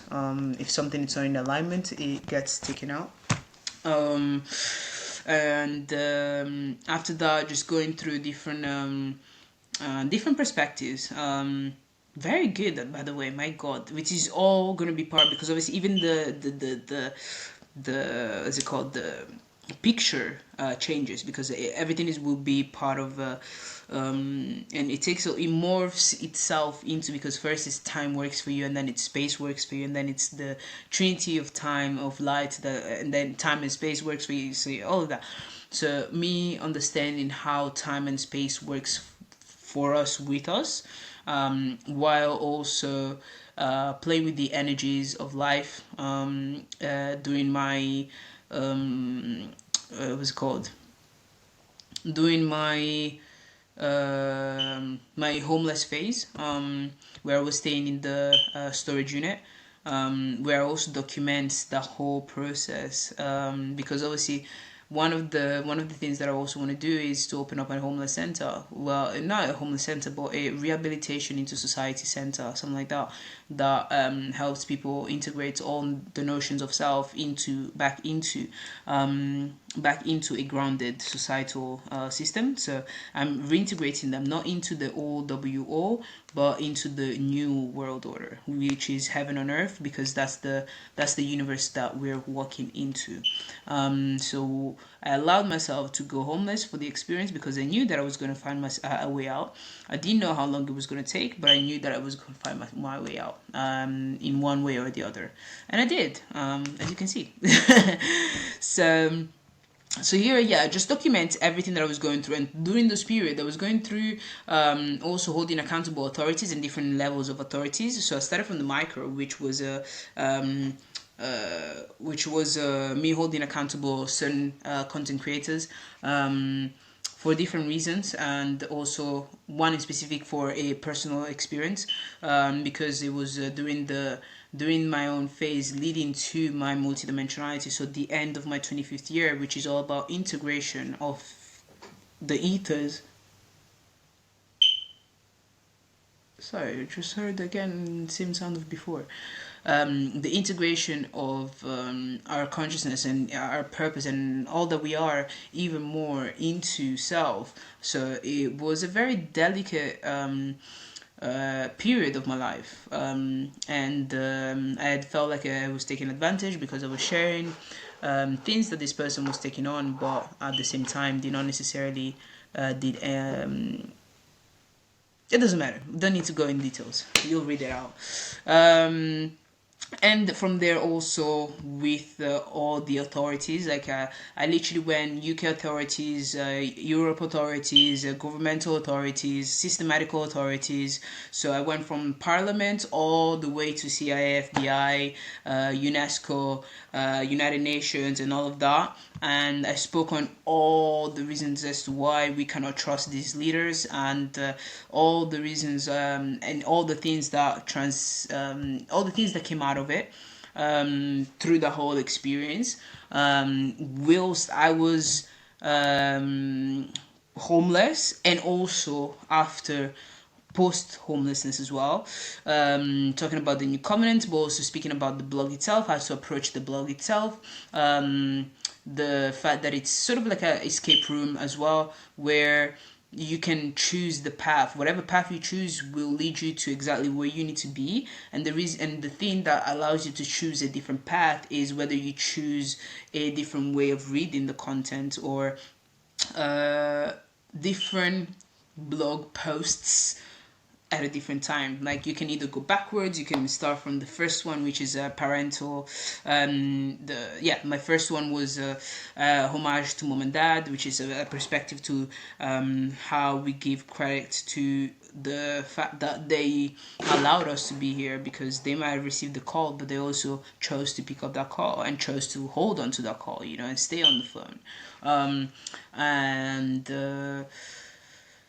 Or you can just pick random blog posts, but there's also some posts specific that have multiple posts under it, so that you can choose again from there the different pathway that you might want to take. And everything that came out of it was beautiful, honestly. Oh, I can't wait to see the movie of this whole. I'm gonna actually make a movie of the I'm gonna make a movie of the blog post. Yes, actually, the movie will be. Oh my god! I already wrote the script to it. And it's already in the internet. Whatever happens, whether there's a shutdown, there's whatever, it's in the. We use it's called, everything is on the blockchain nowadays, so nothing is really lost. So I'm good with that. And yeah, I mean, everything that came out of it from today till today, all my findings, my discoveries, ways of going through the post itself. Yeah, I mean, it's all pretty self-explanatory, to be fair. I wish you a great sight, a great read. Honored. Thank you for listening up until here. You are an OG, you are a real G, and you are serious about. If you've watched it all, of course, there's people that just skip through, but if you've watched the whole thing, you are genuinely serious about being a conscious sovereign being. So big ups to you. Give a pat on your back to you, as I'm giving you one. But at the same time, we're gonna do great things together. I know for a fact, because whether you're an op now or a supporter now, we're gonna do great things together. Because for the simple fact that you've watched this whole thing, you might have started with the mindset of being an op, and the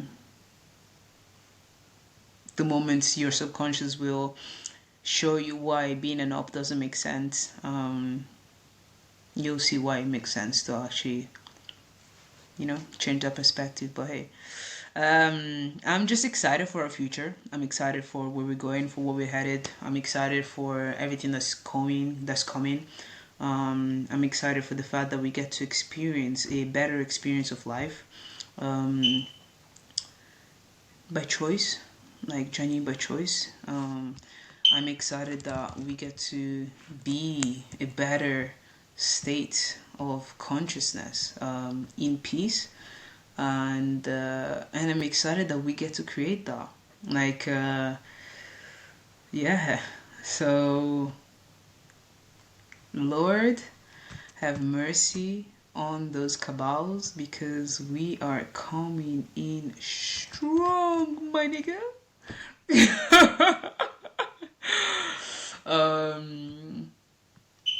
So yeah, big ups to you, big ups to me, big ups to us all, and big ups to our future. That's all I have to say. Cheers, man.